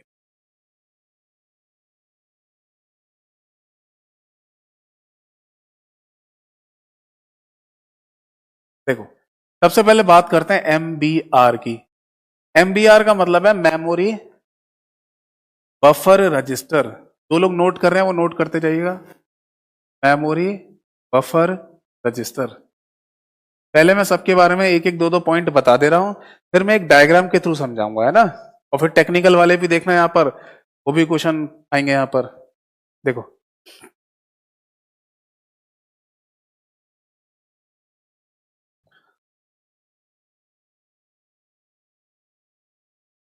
ऐसी बातें करते हो, बेसिक नहीं पता, ऐसी बातें करते तो कभी कभी बताऊंगा सब। मोहम्मद भाई आपका क्वेश्चन भी बताऊंगा। फिलहाल समझो MBR यानी मेमोरी बफर रजिस्टर। अब मेमोरी बफर रजिस्टर का मतलब क्या है, दूसरी बात, हाँ इसका मतलब क्या बता रहा हूं। कुछ पॉइंट है, जैसे कि इसको MDR भी कहा जाता है, नहीं इसको मेमोरी डाटा रजिस्टर या डेटा रजिस्टर भी कहा जाता है। नोट करते हैं ना जो लोग नोट कर रहे हैं। या सिंपली इसको DR भी बोलते हैं, यानी डेटा रजिस्टर भी कहा जाता है। ठीक है, डेटा रजिस्टर भी कहा जाता है। अब क्वेश्चन सुनिए, अगर आपसे पूछा जाए किसी क्वेश्चन में कि जो बफरिंग होती है ना, बफरिंग होती है, वैसे तो समझ में आ ही गया होगा कि डाटा रजिस्टर का काम क्या है, डाटा को स्टोर करना, ये होल्ड करता है डाटा को। ये तो समझ में आ गया होगा, क्या होल्ड करता है, डाटा को होल्ड करता है अपने अंदर, यानी डाटा को रखता है, डाटा को रखना। जो डाटा आप देंगे उसको डाटा को रखेगा, ये तो समझ में आ गया होगा। बाकी एक क्वेश्चन और पूछा जाता है कि बफरिंग किससे संबंधित है, बफरिंग किससे संबंधित है, संबंधित है, यानी बफरिंग इज रिलेटेड टू। अगर मान लीजिए अगर क्वेश्चन आता है कि बफरिंग इज रिलेटेड टू, तो अगर ऑप्शन में लिखा हो रजिस्टर तो ये सही आंसर है। पर रजिस्टर तो कई सारे होते हैं ना, तो उनमें कौन से रजिस्टर से बफरिंग रिलेटेड होती है, इसलिए रजिस्टर ऐसे ऑप्शन में ना देकर वहां पर ऑप्शन में देंगे MBR, और यही सही आंसर होता है, मेमोरी बफर रजिस्टर। तो जो बफरिंग होती है वो मेमोरी बफर रजिस्टर से या मेमोरी डाटा रजिस्टर से ही संबंधित है या रिलेटेड होती है। अब इसको समझने की कोशिश करना। देखो होता क्या है कि CPU के अंदर यानी सेंट्रल प्रोसेसिंग यूनिट के अंदर एक रजिस्टर लगा हुआ है जिसका नाम क्या है, MBR। मान लीजिए ये वो डब्बा या बॉक्स है जिसके अंदर डाटा रखा जाता है। रैम डाटा किसको भेज रही है, CPU के पास, और CPU में वो डाटा रखेंगे किस पे, MBR के पास, यानी मेमोरी बफर रजिस्टर या मेमोरी डाटा रजिस्टर के पास। अब ये डाटा जो रैम के अंदर आ रहा है, बट रैम के पास आने से पहले भी तो ये डाटा हार्ड डिस्क से आता है, यस। और हार्ड डिस्क में जो डाटा रखा हुआ है वो है परमानेंट डाटा, वो है परमानेंट, यानी कंप्यूटर के बंद करने पर भी वो डाटा पर स्टोर रहता है, नहीं, यस। और जब ऑन करेंगे तब भी वहां से आता है। तो जो चीज परमानेंटली रखी हुई है वो तो कॉन्स्टेंटली आएगी या नहीं, एक निश्चित समय में आ जाएगी या नहीं, यस। इसलिए hard disk, pen drive, memory card, CD, DVD, इन सब में जो डाटा रखा होता है वो परमानेंट डाटा होता है, और परमानेंट डाटा की स्पीड कांस्टेंट रहती है। और जब कांस्टेंट स्पीड से डाटा आएगा, यानी एक ही स्पीड से डाटा आएगा, तो CPU को प्रोसेसिंग में जो डाटा चाहिए वो डाटा हमेशा अवेलेबल रहता है, इसलिए प्रोसेसिंग करके उसका आउटपुट बना देता है CPU, और मॉनिटर पर बिना बफरिंग के या बिना लोडिंग के वो वीडियो, वो फाइल चलती रहती है। समझ में आ रहा है। बट अगर वो डाटा जो हार्ड डिस्क से ले रहे थे, CD, DVD, pen drive, memory card से ले रहे थे, इसकी जगह वो डाटा अगर आ रहा हो इंटरनेट से, तो इंटरनेट के थ्रू भी तो डाटा किसी ना किसी कंप्यूटर से ही आ रहा होगा। जैसे कि अगर मैं बात करूं कि फेसबुक की वेबसाइट अगर आपने खोली है, तो फेसबुक की वेबसाइट का जो डाटा है वो आ रहा है फेसबुक के सर्वर कंप्यूटर से, और फेसबुक का सर्वर कंप्यूटर कहां पर है, नॉर्थ अमेरिका कॉन्टिनेंट में, कैलिफोर्निया डिस्ट्रिक्ट में। तो इंटरनेट के थ्रू नॉर्थ अमेरिका कैलिफोर्निया से वो डाटा भेजा जा रहा है यहां पर, और फिर हमारे कंप्यूटर पे खुलेगा। तो इंटरनेट की स्पीड, अगर इस इंटरनेट की जो स्पीड है यानी चाल है, वो अगर स्लो हुई, वो अगर धीमी हुई, तो फिर वो डाटा धीमे धीमे रैम के अंदर आएगा और फिर एमबीआर के अंदर भी वो धीरे धीरे ही भरता है। और जब तक ये भरेगा नहीं, यहां पर कंप्लीट नहीं होगा, सीपीयू की प्रोसेसिंग के लिए जितना चाहिए उतना नहीं होगा, तब तक मॉनिटर की स्क्रीन पर वो लोडिंग या बफरिंग चलती रहती है। और एक बार डाटा वो धीरे धीरे आके भी पूरा तो होगा ही, यस, और जैसे ही पूरा हो जाएगा सीपीयू उसकी प्रोसेसिंग चालू कर देता है और वो वीडियो या फाइल उतनी चल जाती है, बट स्पीड तो अभी भी कम है, तो डाटा फिर से खत्म हो जाता है वहां पर, और फिर से धीरे धीरे भरेगा जितना डाटा प्रोसेसिंग चाहिए उतना। जैसे कहने का मतलब कि एक बैच चल रहा है और बैच में 50 सीटें हैं, 50 बच्चे बैठ सकते हैं, तो जब क्लास शुरू होती है तो टीचर कुछ टाइम के लिए वेट करता है नहीं, यस, कि 50 के 50 बच्चे आ जाएंगे तब मैं क्लास चालू करूंगा, क्योंकि बच्चों के आने की स्पीड स्लो है। बट अगर बोल दिया जाए, स्ट्रिक्ट रूल बना दिया जाए कि 9:30 बजे बच्चे क्लास में होने चाहिए, तो और 9:30 के बाद 1 सेकंड बाद भी मैं क्लास में किसी बच्चे को नहीं आने दूंगा, तो फिर 50 के 50 बच्चे एक साथ घुस जाएंगे कमरे में, तो क्लास तभी चालू हो जाएगी। यानी अगर डाटा कॉन्स्टेंटली एक निश्चित समय पे अगर आ जाएगा तो वो चलता रहता है, समझ में आ रहे हैं? और अगर नहीं आएगा तो फिर वेट करना पड़ता है सबके आने का, जैसे कि टीचर क्लास में वेट करता है, आता है टीचर क्लास में जैसे वेट करेगा, अभी रुक जाओ 5-10 मिनट रुक जाओ, देखो सारे बच्चे आ जाएंगे तब मैं अपनी क्लास चालू करूंगा, यानी तब मैं अपनी प्रोसेसिंग चालू करूंगा, तब जाके वो आउटपुट आएगा, यानी मेरा लेक्चर आपको मिलेगा, मेरी नॉलेज आपको मिल पाएगी। समझ में आ रहा है ये एग्जांपल जो मैंने दिया? तो अगर क्वेश्चन कहीं पर पूछा जाता है कि बफरिंग किससे संबंधित है, बफरिंग किससे रिलेटेड होती है, या बफरिंग इज रिलेटेड टू, तो ऑप्शन में दे रखा होगा एमबीआर, यानी मेमोरी बफर रजिस्टर, या इसको एमडीआर मेमोरी डाटा रजिस्टर बोलते हैं। तो अगर जैसे बोला जाए कि हार्ड डिस्क से डाटा रैम के अंदर आता है, यस, रैम से डाटा किसके पास जाता है प्रोसेसिंग के लिए? सीपीयू के पास, बट सीपीयू में भी कहां? मेमोरी डाटा रजिस्टर में, एमडीआर में, या मेमोरी बफर रजिस्टर के पास। कांस्टेंट स्पीड से अगर डाटा आएगा तो बिना रुके चलता रहता है, बट स्पीड अगर किसी भी तरीके से कम हो रही है, डाटा आने की स्पीड अगर कम हो रही है, तो फिर क्या होगा? वो बफरिंग या लोडिंग हो जाएगी कुछ देर के लिए, फिर चालू हो जाएगा वो डाटा आने पर। इतनी बात समझ में आई या नहीं? सब लोग बताओ। अनिल जी कह रहे हैं कि मार्केट वाले टीचर से अच्छी नॉलेज है आपको। सर ये तो है, thank you so much Anil भाई। देखो मैं यही कह रहा हूं कि आपका पैसे, आपका टाइम बर्बाद नहीं जाएगा, बट मेरे साथ कोऑपरेट करके चलिए। वो भी जो कंप्यूटर का सी भी नहीं आता, और जो लोग टेक्निकल हैं जिनका टीजीटी वगैरह एग्जाम है, उनका भी मैं पढ़ाऊंगा, उनका भी कोर्स कंप्लीट करवाऊंगा। जहां तक मुझे पता है टीजीटी, DSSB टीजीटी 15 मई से पहले नहीं होने वाला, तब तक आपका पूरा कराऊंगा। हाँ, मेरे पे बिलीव रखिए, विश्वास रखिए। पहले ही बताओ इतनी बात समझ में आई या नहीं?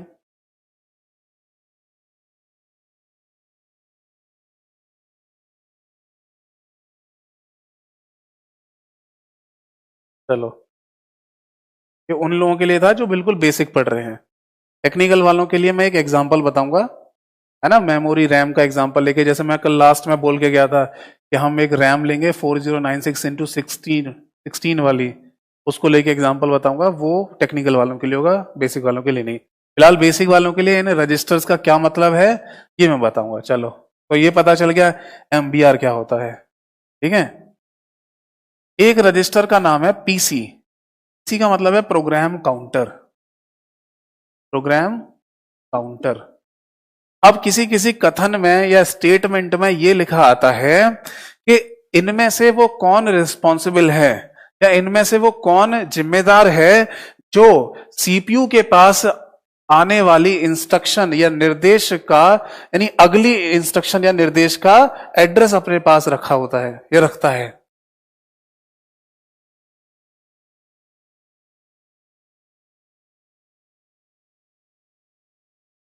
राम जी क्या करें, हमने पूरा कोर्स पढ़ा फिर भी फेल हो गए, ठीक से कुछ पढ़ाया नहीं सर ने, जो पढ़ाया वो समझ। चलिए कोई बात नहीं सर, सुपर कंप्यूटर के साथ किस टाइप की प्रोसेसिंग है? सौरभ जी सारे क्वेश्चन बताऊंगा जो सुपर कंप्यूटर वगैरह सब चल रहे होंगे, बिल्कुल एक एक डाउट क्लियर होगा आपका, बिल्कुल टेंशन ना लें। देखो, सीपीयू के पास डाटा आता है किसके लिए? प्रोसेसिंग के लिए। सीपीयू के पास डाटा किस लिए आता है? प्रोसेसिंग के लिए। तो मान लीजिए अगर कोई डाटा चल रहा है इसके अंदर प्रोसेसिंग के लिए, पर इसके बाद अगला भी तो कुछ आना होगा रैम से, रैम मेमोरी से इसके पास जो अगला आएगा उसका एड्रेस या उसका पता इस रजिस्टर के पास है। समझ में आया? जैसे अगर किसी क्वेश्चन में लिखा मिले कि सीपीयू के पास आने वाला अगला निर्देश, जिसको इंग्लिश में इंस्ट्रक्शन बोलते हैं, उसका एड्रेस इनमें से किसको पता होता है, तो आंसर होगा प्रोग्राम काउंटर को। अंग्रेजी वाले ऐसे सुनिए, next upcoming instructions address which contain program counter. कैसे बोल सकते हैं? अ प्रोग्राम काउंटर रजिस्टर कंटेन्स या hold the address of the next upcoming instructions from RAM. यानी रैम से आने वाली अगली निर्देश या इंस्ट्रक्शन का जो एड्रेस है वो आपके प्रोग्राम काउंटर नाम के रजिस्टर में स्टोर होता है। समझ में आया? हिंदी इंग्लिश दोनों में अभी लिखवाऊंगा, पहले समझ लो कि क्या चीज होती है। ये बात समझ में आ गई कि प्रोग्राम काउंटर क्या है? फिर से एक बार सुनो दोबारा कि सीपीयू के अंदर जो डाटा प्रोसेसिंग के लिए चल रहा है उसके बाद कोई तो अगला आने वाला होगा रैम से, हाँ कोई तो आने वाला होगा, यस। तो जो अगला डाटा आने वाला है सीपीयू के पास रैम के थ्रू, उसका एड्रेस पता रहता है प्रोग्राम काउंटर नाम के रजिस्टर को। अब मैं इसको एग्जांपल से बताता हूं। जैसे मान लो क्लास के बाहर है ना एक बंदा बिठा रखा है मैंने, और मैंने उसको बोल रखा है कि भैया जो क्लास में आए उसके आई कार्ड वगैरह चेक करता रहियो, ठीक है, वो काम करता है। बट इस क्लास में, इस रूम में सुबह से लेके शाम तक है ना वो होती है, क्लासेस चलती रहती हैं। तो जैसे जो बाहर का बंदा है उसे एड्रेस, वो आई कार्ड देखने का तो काम दिया दे ही रखा है, बट उस बंदे को ये भी तो पता होता है कि यहाँ जो बैच अभी पढ़ा रहे हैं सर, जो चल रहा है, ये सारे बच्चे जब 11 बजे यहां से हटके जाएंगे तो 11 बजे से लेके 12:30 बजे तक अगला बैच कौन सा बैठेगा यहाँ पर, उसकी जानकारी बंदे को होती है। जैसे कि मान लो 11 बजे वाले बैच का कोई बंदा आके बोले भैया इसी रूम में है ना क्लास होगी, हाँ इसी में होगी, यानी उसको पता है कि नेक्स्ट बैच का बैच कौन सा है जो यहाँ आके बैठेगा। यानी ये कमरा तो सीपीयू मान लो, अब वो जो बंदा है उसको आप प्रोग्राम काउंटर मान लो, और उसे पता है कि अगला कौन सा बैच इस रूम में आके बैठेगा। समझ में आ गया? यानी सीपीयू के पास आने वाली नेक्स्ट इंस्ट्रक्शन का एड्रेस प्रोग्राम काउंटर नाम के रजिस्टर को पता रहती है सीपीयू के अंदर। ये बात समझ में आ गई? चलो, एक रजिस्टर का नाम लिखा था मैंने IR, ये केवल अभी सुन लीजिए, नोट इंग्लिश और हिंदी दोनों में करवाऊंगा। एक रजिस्टर का नाम था इंस्ट्रक्शन रजिस्टर। इंस्ट्रक्शन रजिस्टर का मतलब क्या होता है? ये वो रजिस्टर है जिसके अंदर करंटली सीपीयू की प्रोसेसिंग चल रही होगी। समझ में आ रहा है? सीपीयू की प्रोसेसिंग जिसमें चल रही होगी, तो हम क्या बोलेंगे? The instruction register is used to hold the instruction is currently being executed, है ना? The instruction register hold the instruction is currently being executed, यानी जो सीपीयू के द्वारा इंस्ट्रक्शन यानी अनुदेश या निर्देश बोलते हैं, इंस्ट्रक्शन को मैं लिख दे रहा हूं यहां पर, जिनको हिंदी इंग्लिश की दिक्कत है। इंस्ट्रक्शन जब कंप्यूटर में बोला जाता है तो उसका मतलब है अनुदेश या फिर निर्देश। अब आप बोलेंगे कि निर्देश या अनुदेश तो ये हो गया, बट ये डाटा क्या चीज है फिर? क्योंकि कई बार तो हम डाटा को यूज करते हैं, कई बार इंस्ट्रक्शन को यूज करते हैं। तो आप ऐसे ही समझ लो कि अगर मैं बोल रहा हूं किसी पर्सन से, किसी बंदे से मैं बोल रहा हूं कि भैया तुम्हें मार्केट से 10 रुपए का सामान लेके आना है, तो जो 10 रुपए हैं वो तो हो गया डाटा, क्योंकि 10 रुपए का पैसे, 10 रुपए भी वैल्यू भी 10 रुपए है, और जो सामान लेके आएगा वो भी 10 रुपए होगी। बट उसे निर्देश क्या दिया कि आपको बाजार से लेके आना है या उस फलाने दुकान से लेके आना है, ये उसको निर्देश दिया गया, या उसको बोला गया भाई जाके लेके आ। समझ में आ रहा है? यानी डाटा तो हमारा एक जगह रखा ही रहेगा, बट डाटा मान लो, जैसे अभी इससे पहले हमने एक और देखा था MBR या MDR पढ़ा था रजिस्टर, यानी जिसके अंदर डाटा रखा होगा, यानी डाटा रखने वाला वो बैग है या वो थैला है जिसके अंदर वो डाटा या सामान रखा जाएगा।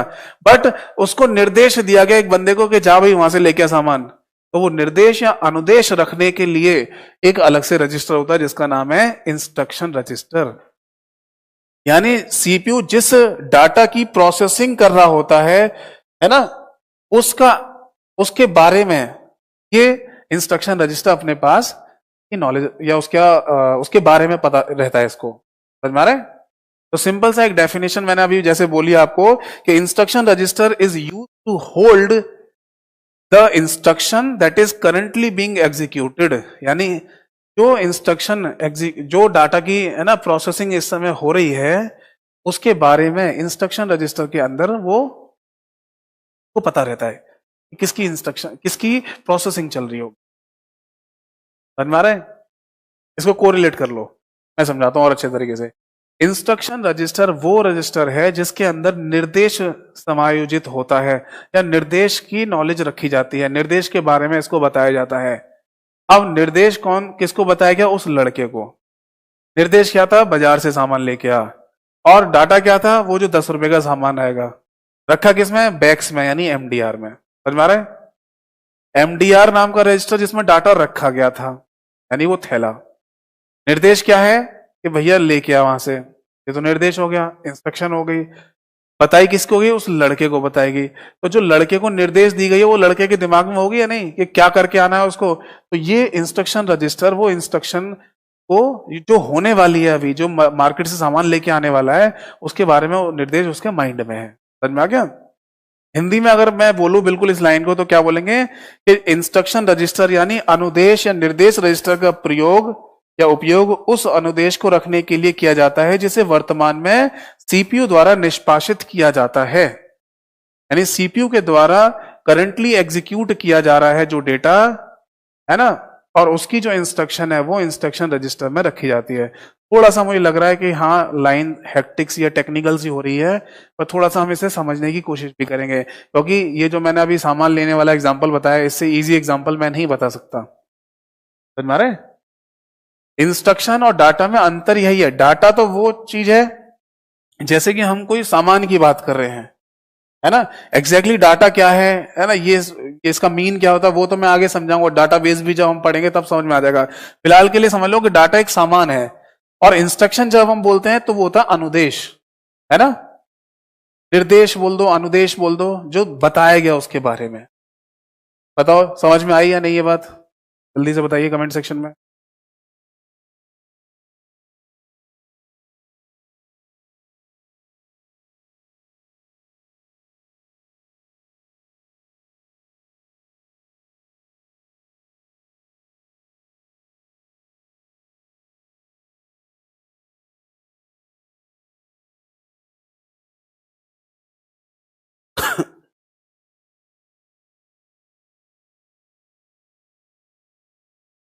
जैसे देखो राम क्या पूछ रहे हैं, वर्चुअल मेमोरी क्या है सर? अरे भैया मेरे कितनी बार समझाऊं, ये जितनी भी चीजें हैं सब क्रिस्टल क्लियर बता दूंगा क्या होती हैं, एक एक चीज पता चल जाएगी। बट अभी यहाँ का पूछिए, अलग से मत पूछिए। आगे समझ में, ऋतु को आगे समझ में आ रहे हैं? तो अगला समझिए क्या है। अगले एक रजिस्टर का नाम होता है MAR, जिसको बोलते हैं मेमोरी एड्रेस रजिस्टर, या जिसको सिंपली AR भी बोलते हैं, यानी एड्रेस रजिस्टर भी कहा जाता है ना। तो मेमोरी एड्रेस रजिस्टर या एड्रेस रजिस्टर किसको कहा जाता है कि ये वो रजिस्टर है, भाई इतना तो सबको पता है ना कि हम किसकी बात कर रहे हैं, सीपीयू के अंदर मेमोरी यूनिट की बात कर रहे हैं, है ना। और मेमोरी यूनिट भी तो एक मेमोरी है, यानी कुछ ना कुछ तो रखती होगी, कोई डाटा रख रही है, कोई किसी इंस्ट्रक्शन के बारे में पता रख रही है, कोई अगली वाली इंस्ट्रक्शन कौन सी आएगी उसका पता रख रही है ना, कोई किसी का एड्रेस रख रही होगी। यानी इसका मतलब ये सारे के सारे रजिस्टर क्या काम कर रहे हैं, अपने अंदर कुछ ना कुछ स्टोर करने का काम कर रहे हैं। इतनी बात समझ में आ गई सबको? तो MAR यानी मेमोरी एड्रेस रजिस्टर या एड्रेस रजिस्टर का काम क्या होता है कि ये होल्ड करता है the address of data transfer between main memory and CPU, यानी सेंट्रल प्रोसेसिंग यूनिट और रैंडम एक्सेस मेमोरी के बीच में जो डाटा ट्रांसफर हो रहा है उस डाटा का एड्रेस इसके अंदर रखा जाता है। समझ में आ रहा है?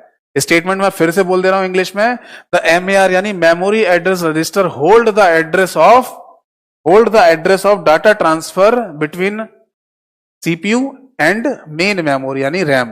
हिंदी में अगर बोलेंगे तो क्या बोलेंगे, हिंदी क्या होगी इसकी कि MAR का उपयोग मुख्य मेमोरी और प्रोसेसर के बीच में डाटा ट्रांसफर के पते को संभालने के लिए किया जाता है। समझ में आ रहा है? अभी हिंदी और इंग्लिश दोनों में लिखूंगा, फटाफट नोट कर लेना, पहले समझ लो क्या मतलब है इसका, है ना।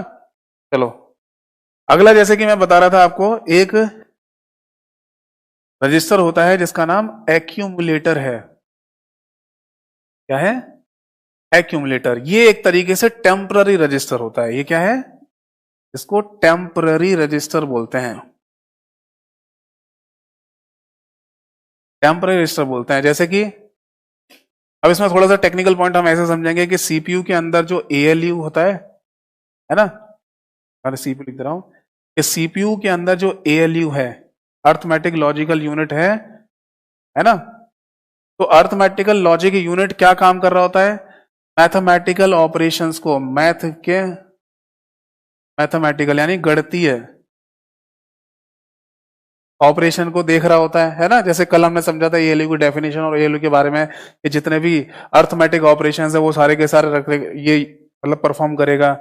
या फिर लॉजिकल ऑपरेशन भी थे। लॉजिकल ऑपरेशन में क्या आते हैं? यानी तार्किक ऑपरेशन की मैंने बात की है ना। जैसे कि जो बुलियन फंक्शंस वगैरह थे, तो एएलयू दोनों ही काम करता है। मैथमेटिकल ऑपरेशंस को भी परफॉर्म करता है और लॉजिकल ऑपरेशन को भी परफॉर्म करता है। तो मैथमेटिकल और लॉजिकल ऑपरेशन जितने भी हैं, इनका जो डाटा है ना, यानी एएलयू जो एक्यूमुलेटर है, एक टेम्पररी रजिस्टर जो बोल रहे हैं, है तो सब सीपीयू के अंदर ही ना, सीपीयू के अंदर की बात चल रही है। तो एएलयू के अंदर जब मान लो कोई मैथमेटिकल ऑपरेशन चल रहा है, तो लॉजिकल ऑपरेशन का डाटा ये अपने अंदर टेम्पररी स्टोर कर लेता है। और अगर लॉजिकल ऑपरेशन का कोई प्रोसेसिंग चल रही है या लॉजिकल ऑपरेशन चल रहा है, तो उस समय मैथमेटिकल ऑपरेशन का डाटा अपने अंदर स्टोर कर लेता है। यानी इसकी डेफिनेशन क्या बनेगी? It act as a temporary storage location which hold the intermediator value in mathematical and logical operation. Hindi में क्या बोलेंगे इसको? कि यह एक अस्थायी भंडारण स्थान है, यानी टेम्पररी स्टोरेज है, या उसके रूप में कार्य करता है, जो गणितीय और तार्किक गणना के बीच में एक मध्यवर्ती वैल्यू को अपने पास रखता है। समझ में आ रहा है? मैथमेटिकल ऑपरेशन और लॉजिकल ऑपरेशन को टेम्पररी टाइम के लिए अपने पास रखता रहता है ये वाला रजिस्टर। समझ में आ रहा है कुछ? अब क्वेश्चन सुनो कैसे पूछा जाएगा एक्यूमुलेटर का। मान लो कोई क्वेश्चन आया जिसमें ऑप्शन में सही आंसर लिखा हुआ है एक्यूमुलेटर, तो वो क्वेश्चन क्या होगा? वो क्वेश्चन ये होगा कि सीपीयू के अंदर वो कौन सा रजिस्टर है जो टेम्पररी स्टोरेज डाटा अपने अंदर स्टोर करता है या टेम्पररी वैल्यू स्टोर करता है मैथमेटिकल और लॉजिकल ऑपरेशंस की, जो एएलयू के द्वारा परफॉर्म की जा रही है। यानी अर्थमेटिक लॉजिकल यूनिट के द्वारा मैथमेटिकल यानी गणितीय और तार्किक ऑपरेशन की जो वैल्यू हैं, उनको टेम्पररी टाइम के लिए यानी अस्थायी भंडारण अपने पास कौन करता है? तो आंसर होगा इसका एक्यूमुलेटर। सीपीयू के अंदर एक्यूमुलेटर नाम का रजिस्टर एक टेम्पररी रजिस्टर होता है, जो कि मैथमेटिकल और लॉजिकल ऑपरेशंस की अस्थायी वैल्यू अपने पास स्टोर करके रखता है। समझ में आ रहे हैं?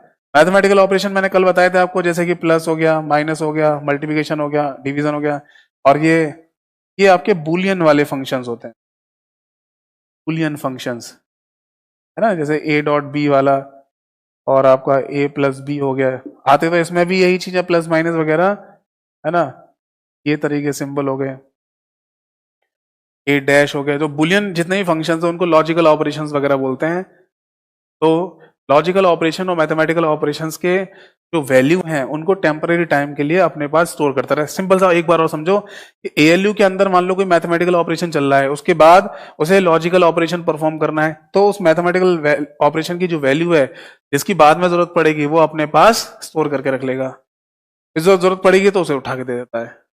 अरे तो इस तरीके से इसका ऑपरेशन चलता रहेगा। ये बात समझ में आई या नहीं? जल्दी फटाफट बताइए।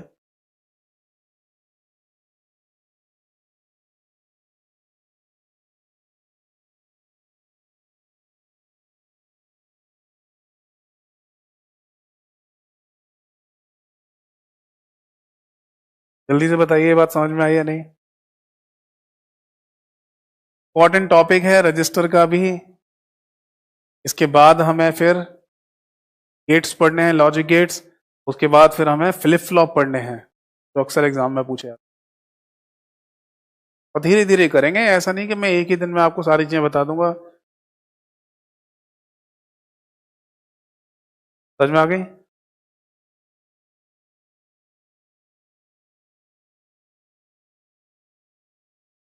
कुछ को समझ में आया, कुछ को नहीं आया। देखो, एक्यूमुलेटर, यही नाम है, हिंदी में भी एक्यूमुलेटर ही लिखा होगा, है ना। ये एक रजिस्टर है जिसको हम टेम्पररी यानी अस्थाई रजिस्टर कहते हैं, अस्थाई रजिस्टर बोलते हैं, है ना। अब ये अस्थाई रजिस्टर या टेम्पररी रजिस्टर क्या काम करता है? देखो, सीपीयू के अंदर मैंने अभी बताया था एएलयू था, कंट्रोल यूनिट था, और एमयू यानी सेट ऑफ रजिस्टर यानी रजिस्टर का समूह था। तो एएलयू जो अपना सीपीयू के अंदर काम कर रहा है उसमें भी तो कोई ना कोई रजिस्टर इसकी हेल्प करता होगा। हाँ, उसमें एक एक्यूमुलेटर नाम का रजिस्टर होता है जो इसकी हेल्प करता है। क्या कि अर्थमेटिकल या अर्थमेटिक लॉजिकल यूनिट वाला जो भाग है वो जो मैथ्स के और लॉजिकल ऑपरेशंस के जो ऑपरेशंस को परफॉर्म करता है, यानी मैथमेटिकल और लॉजिकल ऑपरेशन जो परफॉर्म करता है, इनकी जो वैल्यू होती है उनको टेम्पररी टाइम के लिए स्टोर कर लेता है। नहीं समझ में आ रहा है? एग्जाम्पल से समझाऊं? और सुनो, जैसे कि और इजी एग्जाम्पल समझ लो। जैसे कि मान लो अगर आपको क्या करना है, 3 + 5 + 7 करना है ना। 3 + 5 + 7 करना है आपको। तो देखो, अगर मान लो आपके ये ऑपरेशन होना है, ये कौन सा अर्थमेटिक ऑपरेशन हो गया क्योंकि इसमें प्लस करना है। तो देखो, जैसी वैल्यू आई सीपीयू के पास 3, तो 3 एएलयू को पता चला कि भाई एक 3 वैल्यू आ गई है, ठीक है। अब एएलयू के पास वो ऑपरेटर आएगा जो काम करना है। एएलयू को पता चला कि ऑपरेटर क्या है, प्लस, तो चलो ये पता चल गया कि ऑपरेटर प्लस लगेगा। पर अगली जो वैल्यू आई वो क्या आई, 5। तो इसने क्या किया, प्लस ऑपरेटर के साथ वो एडिशन अभी कर दिया कि वो 8 हो गया, है ना। और फिर उसे पता चला एक और ऑपरेटर लग रहा है प्लस, और अगली वैल्यू क्या है, 7। तो उसे पता चला इन तीन इसका सम कितना हो गया, 15, 14 15 हो गया। यानी एक्यूमुलेटर के अंदर वो वहां पर एक टेम्पररी वैल्यू स्टोर करता है कि उनका सम क्या निकल के आ रहा था, यहां से इसका ऑपरेशन से सम क्या निकल के आ रहा था। और फाइनली जब पता चला कि 15 टोटल सम होगा, तो एएलयू रिजल्ट शो करेगा कि हाँ, जो आपने ऑपरेशन दिया है ये वाला, इसकी वैल्यू कितनी है, 15 ऑपरेशन, मतलब 15 वैल्यू है इसकी। समझ में आ रहा है कुछ? एएलयू के अंदर एक ऑपरेशन होना था 3 + 4 + 5, है ना। सॉरी, 3 + 5 + 7, सॉरी 3 + 5 + 7 जो इसका जो ऑपरेशन होना था एएलयू के अंदर, तो एक्यूमुलेटर क्या कर रहा है, पहले 3 को स्टोर कर लेता है, फिर उनको जोड़ के अंदर क्या जोड़ के कर लेगा, 3 और 5 7 को स्टोर कर लेगा, और फिर उसके बाद टोटल सम को स्टोर कर लेता है। कमेंट ले लेते हैं, सर एक्यूमुलेटर एएलयू के अंदर ही होता है? नहीं सर, हम लोग पास हो गए अगर ऐसे बताएंगे तो। के लिए, सबके लिए है। एक्यूमुलेटर देखो एएलयू के अंदर नहीं होता, एक्यूमुलेटर अलग रजिस्टर है, एएलयू अलग रजिस्टर है, वो एएलयू एक अलग पार्ट है इसका। अरे जैसे सीपीयू, भाई अभी मैंने डायग्राम भी तो बनाया था, सेंट्रल प्रोसेसिंग यूनिट के अंदर एएलयू एक पार्ट था, ईयू एक पार्ट था, और जो एमयू वाला पार्ट था वहां ये सारे रजिस्टर आ रहे थे, बहुत सारे रजिस्टर्स, है ना, जिनमें से एक रजिस्टर का नाम क्या है, एक्यूमुलेटर। और वो एक्यूमुलेटर क्या काम कर रहा है या किसकी हेल्प करता है, एएलयू की हेल्प करता है। अरे तो इस तरीके से कैलकुलेटर में भी होता है क्या, कैलकुलेटर में सीपीयू थोड़ी होता है, सेंट्रल प्रोसेसिंग यूनिट नहीं होती उसमें, एक बहुत बेसिक सा चिप लगा रहता है जो नॉर्मली काम कर देता है, प्लस माइनस कर देता है। क्लियर है? इसके आगे 2 रजिस्टर और थे जिनका नाम था INTR और एक OUTR। इसको इनपुट रजिस्टर और इसको आउटपुट रजिस्टर बोलते हैं। यानी इनपुट रजिस्टर में वो डाटा या उसकी इंफॉर्मेशन रखी जा रही है जो इनपुट डिवाइस भेज रही है। जैसे कि इनपुट डिवाइस में कीबोर्ड हो गया, माउस हो गया, तो कीबोर्ड माउस जो इनपुट डिवाइसेस हैं उनका जो डाटा है वो इनपुट रजिस्टर में पहले भेजा जाएगा, वो इनपुट रजिस्टर में भेजा जाएगा। इनपुट रजिस्टर फाइनली फिर उस एमडीआर को भेजेगा जहां डाटा रखते थे, जो मैंने बताया एमबीआर या एमडीआर, फिर उस सीपीयू उसकी प्रोसेसिंग करता है। और आउटर OUTR का मतलब आउटपुट रजिस्टर, यानी सीपीयू के द्वारा एक आउटपुट बनाया गया, वो आउटपुट किस रजिस्टर के अंदर रखा जाएगा? आउट आर रजिस्टर के अंदर। और आउटर रजिस्टर के अंदर ही जो आउटपुट रखा गया है, इसी को पता होता है कि वो आउटपुट जाएगा किसको, यानी प्रिंटर के पास जाएगा या मॉनिटर के पास जाएगा वो आउटपुट, वो जानकारी आउटर रजिस्टर के पास है। यानी सीपीयू ने तो बोला भैया ये ले आउटपुट, सीपीयू ने बोला ये ले आउटपुट, किसको दे दिया? आउट आर नाम के रजिस्टर को, आउटपुट रजिस्टर को। अब उसने ये भी बता दिया कि आउटर रजिस्टर सुन, ये आउटपुट आप प्रिंटर को भेजियो, तो उसने प्रिंटर को भेज दिया। आउटर रजिस्टर को सीपीयू ने आउटपुट बना के ये भी इंस्ट्रक्शन या ये भी बोला था कि भाई ये ले आउटपुट अपने पास रख, और ये किसको भेजना है? तुझे मॉनिटर को भेजना है। तो आउटपुट डिवाइसेस के पास जो आउटपुट जा रहा है उसकी जानकारी आउटपुट रजिस्टर के पास है, और इनपुट डिवाइसेस जितनी भी हैं उनकी जानकारी इनपुट आर यानी इनपुट रजिस्टर के अंदर होती है। यूपीएस का क्या काम है शैलेंद्र जी, बताऊंगा आगे, है ना, यूपीएस क्या काम है बताऊंगा कल मैं जब क्लास में आऊंगा। तो जो अभी मैं साइड में कमेंट्स लिख लिए आपके, इन सब के बारे में बता दूंगा। तो इतनी बात समझ में आ गई सबको, क्लियर है? चलो अब फटाफट देखो टेक्निकल वालों, ये देखो देखो ये जो मैंने आज इनकी डेफिनेशन बोली है या हिंदी और इंग्लिश दोनों में, इसकी फोटो समझ रहे हैं, मैं अपने टेलीग्राम चैनल पर डालूंगा। मैंने कागज पर खुद से लिखी है, इंग्लिश में और हिंदी में दोनों में। इसकी फोटो खींच के मैं टेलीग्राम चैनल पर डालूंगा, सब्सक्राइब कर लेना वहां से। ये को उससे या तो अपने पास सॉफ्ट कॉपी में रख लेना, नहीं तो अगर कागज पर खुद से नोट करना चाहो तो नोट कर लेना। तो अभी मैं घर जाके इसकी फोटो खींच के इंग्लिश और हिंदी दोनों में लिख रखी है मैंने, उसकी फोटो खींच के मैं टेलीग्राम पर डालूंगा, वहां से आप देख लेना। समझ में आ गया? देखो मेरे पास मेमोरी थी, टेक्निकल वाले आप लोग देखना, मेरे पास एक मेमोरी है और ये मेन मेमोरी है। और मेन मेमोरी हम किसको कहते हैं? रैम को बोलते हैं, रैंडम एक्सेस मेमोरी। मैंने इसका साइज बहुत छोटा रखा है, 496 इंटू 16, 4096 सॉरी, है ना। अब तो MAR जो हिमांशु जी आपके लिए रिपीट करने की, तो मैं इसकी फोटो अभी टेलीग्राम के चैनल पर डालूंगा, वहां पर हिंदी इंग्लिश दोनों में लिखा हो, पहले एक बार पढ़ लेना, फिर मैं कल दोबारा बता दूंगा आपके। देखो 4096 ये वर्ड साइज है, ये वर्ड के बारे में बता रहा है, और 16 ये जो है हमारा वो डाटा की बात हो रही है ना। और वर्ड मैंने कल आपको बताया था, वर्ड क्या होता है? स्पेस होता है, ठीक है। अब यहां पर छोटी सी एक बात देखिए, 4096 और 16 दो चीजें हमें देखनी है।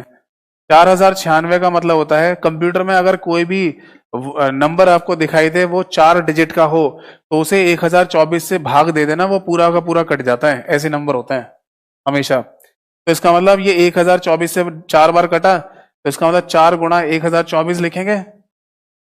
और 4 क्या होता है? 2 की पावर 2, और 1024 क्या होता है? 2 की पावर 10, यानी 2 की पावर 12। यानी जो हमारे वर्ड का साइज है वो आएगा 12 बिट्स का। क्या आएगा? 12 बिट्स का। और 16 क्या होता है? 2 की पावर 4, है ना। या ये तो समझ लो पूरा का पूरा 16 बिट्स ही है हमारी। ये टोटल क्या है? 16 बिट्स का हमारा डाटा है। ये क्या हो गया? डाटा हो गया। ये जो वर्ड हमने बताया था, वर्ड साइज या स्पेस साइज, है ना, वो आपकी 12 बिट्स का हो गया।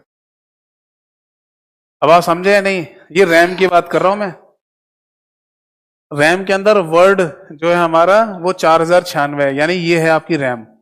टेक्निकल वाले आप लोग समझना, 4096 वर्ड वाली आपके पास रैम है, रैंडम एक्सेस मेमोरी। तो इसका मतलब इसमें 4000 ऐसे स्पेस हैं, 4096 स्पेस हैं। समझ में आ गया? तो ये जो स्पेस है आपके पास, हर स्पेस कितने कितने बिट्स का है? यानी कि ये जो वर्ड यानी जगह जो है वो है 12 बिट्स की, 12 बिट्स की। और इसके अंदर जो डाटा आएगा 0101 ऐसे करके जो डाटा आएगा इनके अंदर, वो जो डाटा रहेगा वो आपका 16 बिट्स का रहेगा, 16 बिट्स, ठीक है ना। तो 16 बिट्स का रहेगा। ये बात समझ में आ रही है? इसको आप ऐसे समझ लो। ये क्वेश्चन टेक्निकल वाले आप लोग समझना, क्योंकि आपके पेपर में आता है ऐसा क्वेश्चन मिलेंगे। एक और डायग्राम बना दूं, ये तो समझ में आ गया होगा ये क्या किया है मैंने। यहाँ पर ये तो रैम लगी हुई है, यहाँ पर लगा हुआ है आपका सीपीयू यानी सेंट्रल प्रोसेसिंग यूनिट, जिसके अंदर एएलयू होगा, सी होगा और आपके रजिस्टर्स होंगे, ठीक है ना। और रैम से वो कनेक्टेड रहेगा, ठीक है, रैम से कनेक्टेड रहेगा। अब देखो, जैसे कि मैंने बात करी सबसे पहले इसकी आपके एमडीआर की, जैसे यहां नोट करते हैं ना, पहला क्या है एमडीआर यानी मेमोरी डाटा रजिस्टर, या जिसको एमबीआर भी बोलते हैं मेमोरी बफर रजिस्टर, जिसको सिंपली डीआर यानी डाटा रजिस्टर भी कहा जाता है। तो आप ये बताइए कि जो हमारा डाटा है वो कितने बिट्स का है। तो मैंने बताया कि जो जगह है वो तो 12 बिट्स की है और डाटा हमारा, नहीं समझ में आया। देखो मैं अब दिमाग में आपके ये चल रहा होगा कि जो जगह है वो 12 बिट्स की है और डाटा हमारा 16 बिट्स का कैसे हो गया, ये आपको लग रहा होगा। तो आप मुझे ऐसे समझिए, जो विजिटिंग कार्ड होता है, अगर विजिटिंग कार्ड देखा जाए तो इतना छोटा सा एक विजिटिंग कार्ड होता है, उसके ऊपर एड्रेस लिखा होता है एक घर का, एक ऑफिस का, और वहां ऑफिस बहुत बड़ा है, समझ में आ रहा है। तो ये जो वर्ड स्पेस है यानी ये जो जगह बताई गई है वो 12 बिट्स की है, यानी छोटी सी एक मतलब 12 बिट्स की बता दी गई है, समझ में आ रहा है। और जो डाटा रखा हुआ है एग्जैक्टली वो तो बहुत बड़ा है ना। जैसे मैं अगर बोलूं कि भाई आपसे कोई पूछे कि भाई करियर विल का एड्रेस क्या है, तो करियर विल का एड्रेस मैंने एक छोटे से कागज पे लिख के दे दिया, भाई 42A करके परमानंद colony, radio colony, Mukherjee Nagar, ऐसे कहीं लिखा हुआ, बस इतना ही। तो मैं बोल रहा हूं ये कागज का साइज कितना है, ये कागज का साइज तो 12 बिट्स का है, ठीक है। बट यहां जो अंदर एड्रेस है वो किसका है, एक बिल्डिंग का एड्रेस है। वो बिल्डिंग कितने बिट्स की है, वो 16 बिट्स की है। ये बात समझ में आ रही है। यानी जो डाटा होगा हमारा हर जगह आएगा, हर वर्ड या स्पेस में आएगा, वो तो 16 बिट्स का होगा। यानी रैम हमारी 4096 × 16 की है। देखो इसका भी मतलब बता दे रहा हूं, इसका मतलब क्या है, 4096 × 16 जब हम करेंगे तो एक नंबर निकल के आएगा 65,536, और इसको अगर आप डिवाइड करेंगे 1024 से, ये 64 निकल के आ रहा होगा, है ना। 65,536 को 1024 से डिवाइड करेंगे तो 64 निकल के आ रहा होगा। और 64 को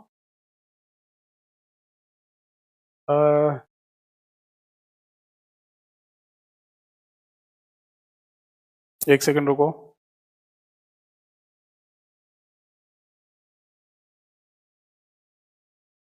ये आपका 65,136 हो गया, वेट भाई 1000।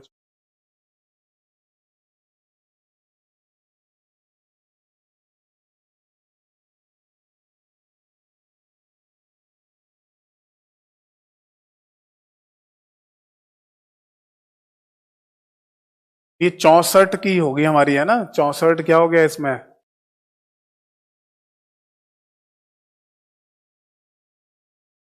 या फिर इसको ऐसे कर लो, इसको गुणा मत करो, जैसे कि 4096 इंटू का दे रखा है ना, तो ये 4 इंटू 1024 हो गया, क्या हो गया, तो चौक 64 इंटू ऐसे हो गया 1024। तो 64 किलो की मेमोरी होगी, 64 किलो की ये मेमोरी हमारी, 64 किलो की मेमोरी, है ना। ये समझ में आया, 64 किलो की हमारी मेमोरी है, क्लियर है। तो एमबीआर या एमडीआर जो है हमारा वो कितने बिट्स का होगा, तो आंसर होगा इसमें 16 बिट्स का। 16 बिट्स का मतलब क्या होता है, 0 से 15 बिट, तो 15 16 MB होगा, MB नहीं आएगा ना, क्योंकि 4096 है तो 4 इंटू 1024 तो ये हो गया, और 16 उधर है तो 16 चौक 64, 64 किलो की मेमोरी होगी हमारी। अब देखो ये ऐसे क्वेश्चन पूछा जाएगा कि अगर आपके पास मेन मेमोरी 4096 इंटू 16 की दे रखी है तो एमडीआर कितने बिट्स का होगा, यानी मेमोरी डाटा रजिस्टर या मेमोरी बफर रजिस्टर कितने बिट्स का होगा, तो आंसर होगा 16 बिट्स का। यानी वो डाटा का साइज पूछ रहा है ना, वो डाटा का साइज पूछ रहा है कि डाटा कितने बिट्स का है, तो आंसर आएगा 4। कैसे आएगा सर, 4 तो ऐसे आ गया ना, 4096 को 1024 से भाग दोगे तो 4 बार कट गया, इसका मतलब यही तो होता है 4 × 1024, समझ में आ रहा है? जल्दी फटाफट देख लो। पहला हो गया हमारा मेमोरी डाटा रजिस्टर, कितने बिट्स का हो गया? 16 बिट्स का डाटा हो गया, क्योंकि डाटा हमारा 16 बिट्स का ही था। तो अगर ऐसे क्वेश्चन देखने को मिले, अब मेमोरी साइज यानी कंप्यूटर की एक मेमोरी जो 4096 इंटू 16 की है, या फिर अगर दे रखा हो आपको ऐसे करके कि 64 किलो की मेमोरी अगर दे रखी है, वैसे 64 किलो की मेमोरी ऐसे ना देकर वो ऐसे पूरा बताएगा, तभी आप कैलकुलेट कर पाओगे ऐसे कि 4096 इंटू 16 की मेन मेमोरी अगर आपको दे रखी है, तो बताइए कि MBR का साइज कितना होगा, मेमोरी बफर रजिस्टर का या मेमोरी डाटा रजिस्टर का साइज कितना होगा। समझ में आ रहा है? तो आंसर होगा 16 बिट्स का, यानी डाटा हमारा 16 बिट्स का ही है। दूसरा देखो प्रोग्राम काउंटर, अगर पूछा जाए कि मेमोरी हमारी 4096 इंटू 16 की है मेन मेमोरी, तो प्रोग्राम काउंटर का साइज कितना होगा। देखो मैंने आपको बताया था कि रैम और सीपीयू के कॉम्बिनेशन चलते हैं, बात कर रहे हैं हम सब रैम की, और सीपीयू के अंदर रजिस्टर का साइज मैटर कर रहा है। ये बात समझ में आ रही है? बात कर रहे हैं हम रैम की, और रैम के साइजेस को देखकर, और सीपीयू के अंदर उनके रजिस्टर का साइज यहां से मैटर कर रहा है। तो ये सीपीयू और रैम के कॉम्बिनेशंस होते हैं, हम अपनी मर्जी से रैम और सीपीयू अलग अलग नहीं लगा सकते। तो प्रोग्राम काउंटर कितने का होगा? तो देखो प्रोग्राम काउंटर के पास तो केवल एड्रेस ही तो होता है। मान लो कोई डाटा है वो यहां पड़ा हुआ है, जैसे मैंने बोला था सीपीयू के पास रैम से डाटा आता है, कहां चला गया डायग्राम, ये दिख रहा है आपको? जैसे मैंने बताया था रैम के अंदर डाटा आएगा हार्ड डिस्क से, और फाइनली सीपीयू के पास इनपुट, प्रोसेसिंग और आउटपुट, और ये आ गया मॉनिटर। अब सीपीयू के अंदर जो भी है ना प्रोसेसिंग चल रही होगी, और अगला वाला जो डाटा है जो प्रोसेसिंग के लिए सीपीयू के पास आएगा, उसका एड्रेस किसको पता रहता है? प्रोग्राम काउंटर को। तो यानी केवल एड्रेस की बात हो रही है, तो एड्रेस हमारा कितने बिट्स का है? 12 बिट्स का। ये बात समझ में आ रही है नहीं? एक बार देख लो जल्दी से, फिर दोबारा मैं चाहूं तो कल आके समझा दूंगा। तीसरा क्या था हमारा? Instruction register. इंस्ट्रक्शन रजिस्टर है ना। अब पूछा जाए कि इंस्ट्रक्शन रजिस्टर अगर हमारी 4096 इंटू 16 की मेन मेमोरी है, तो इंस्ट्रक्शन रजिस्टर का साइज कितना होगा? तो ये भी होगा हमारा 16 बिट्स का, 16 बिट्स का ही हमारा इंस्ट्रक्शन रजिस्टर होगा। अब इंस्ट्रक्शन रजिस्टर कैसे इतना हो गया? तो मैंने अभी आपको बताया कि इंस्ट्रक्शन रजिस्टर या इंस्ट्रक्शन रजिस्टर की जो डेफिनेशन थी, उसमें हमने क्या देखा था कि जो सीपीयू के अंदर डाटा की प्रोसेसिंग चल रही होती है, उसका ना तरीके से वो जो सीपीयू के करंटली बीइंग एग्जीक्यूटेड, जो मैंने एक डेफिनेशन बताई थी अभी, कि सीपीयू के अंदर है ना, सीपीयू के अंदर जो डाटा की प्रोसेसिंग या एग्जीक्यूशन चल रहा होता है, उस इंस्ट्रक्शन के बारे में इंस्ट्रक्शन रजिस्टर को पता रहता है। यानी एक्चुअल में वो डाटा के बारे में इंस्ट्रक्शन रजिस्टर को पता रहता है। तो डाटा के बारे में पता रहता है इंस्ट्रक्शन रजिस्टर को। तो डाटा हमारा कितने बिट्स का था? ये भी हमारा 16 बिट्स का था। ये बात समझ में आई? चलो आगे बढ़ेंगे। आगे है आपका एड्रेस रजिस्टर। एड्रेस रजिस्टर, अब एड्रेस रजिस्टर को हम मेमोरी एड्रेस रजिस्टर या नहीं, ये तो हो गया ना, ये तो MBR और MDR की बात थी ना जो हमने ऊपर लिखी थी, वो 16 बिट्स का हो गया। इसके बाद था आपका एक्यूमुलेटर, है ना। एक्यूमुलेटर में मैंने आपको बताया था कि एक्यूमुलेटर के अंदर वो डाटा रखा जाता है ना जो ALU भेजता है, चाहे वो मैथमेटिकल ऑपरेशन का डाटा हो, चाहे वो लॉजिकल ऑपरेशन का, वो टेम्पररी टाइम के लिए अपने रख लेता है, यानी डाटा रखता है। वो भी कितने बिट्स का होगा? 16 बिट्स का होगा। ठीक है। MDR ये हो गया।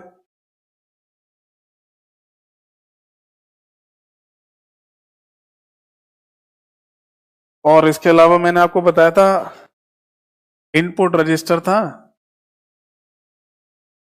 INP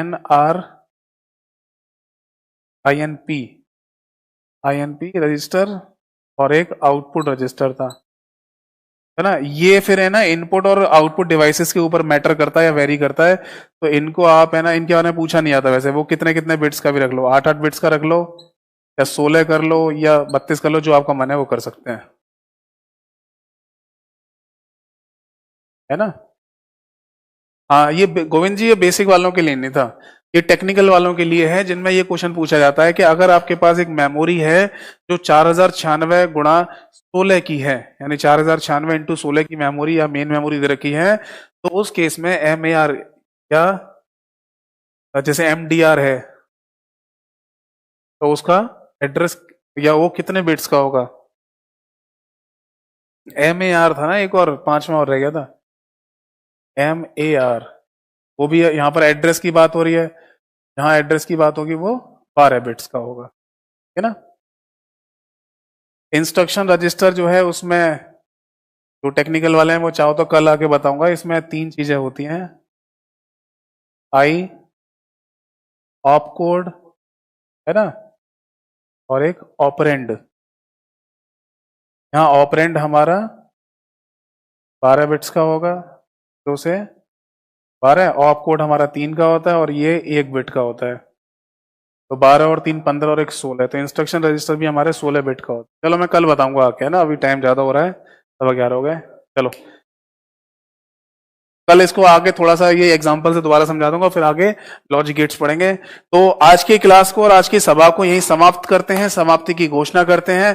thanks for listening and watching me at career platform. बने रहिए मेरे साथ व्हाट्सएप एंड टेलीग्राम पर, मेरा जो चैनल है दोनों सब्सक्राइब कर लेना ताकि आपको चीजें पता चलती रहें।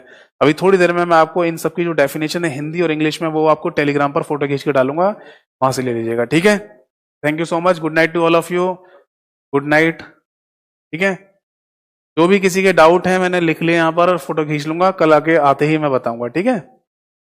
वीडियो डाउनलोडिंग हो रही होगी तब वो कहाँ वीडियो स्टोर होगी, सब परमार जी मैं आपके सारे क्वेश्चन में बताऊंगा, है ना। तो गुड नाइट सभी मेरे भाइयों को, good night to all of you, good night, good night, ठीक है। और आज की क्लास आपको समझ में आई होगी आशा करता हूँ, नहीं समझ में आएगी तो दोबारा पूछेगा, मैं जब तक डाउट क्लियर नहीं होंगे तब तक आपके साथ बना रहूंगा, कहीं नहीं जाऊंगा। सभी को गुड नाइट।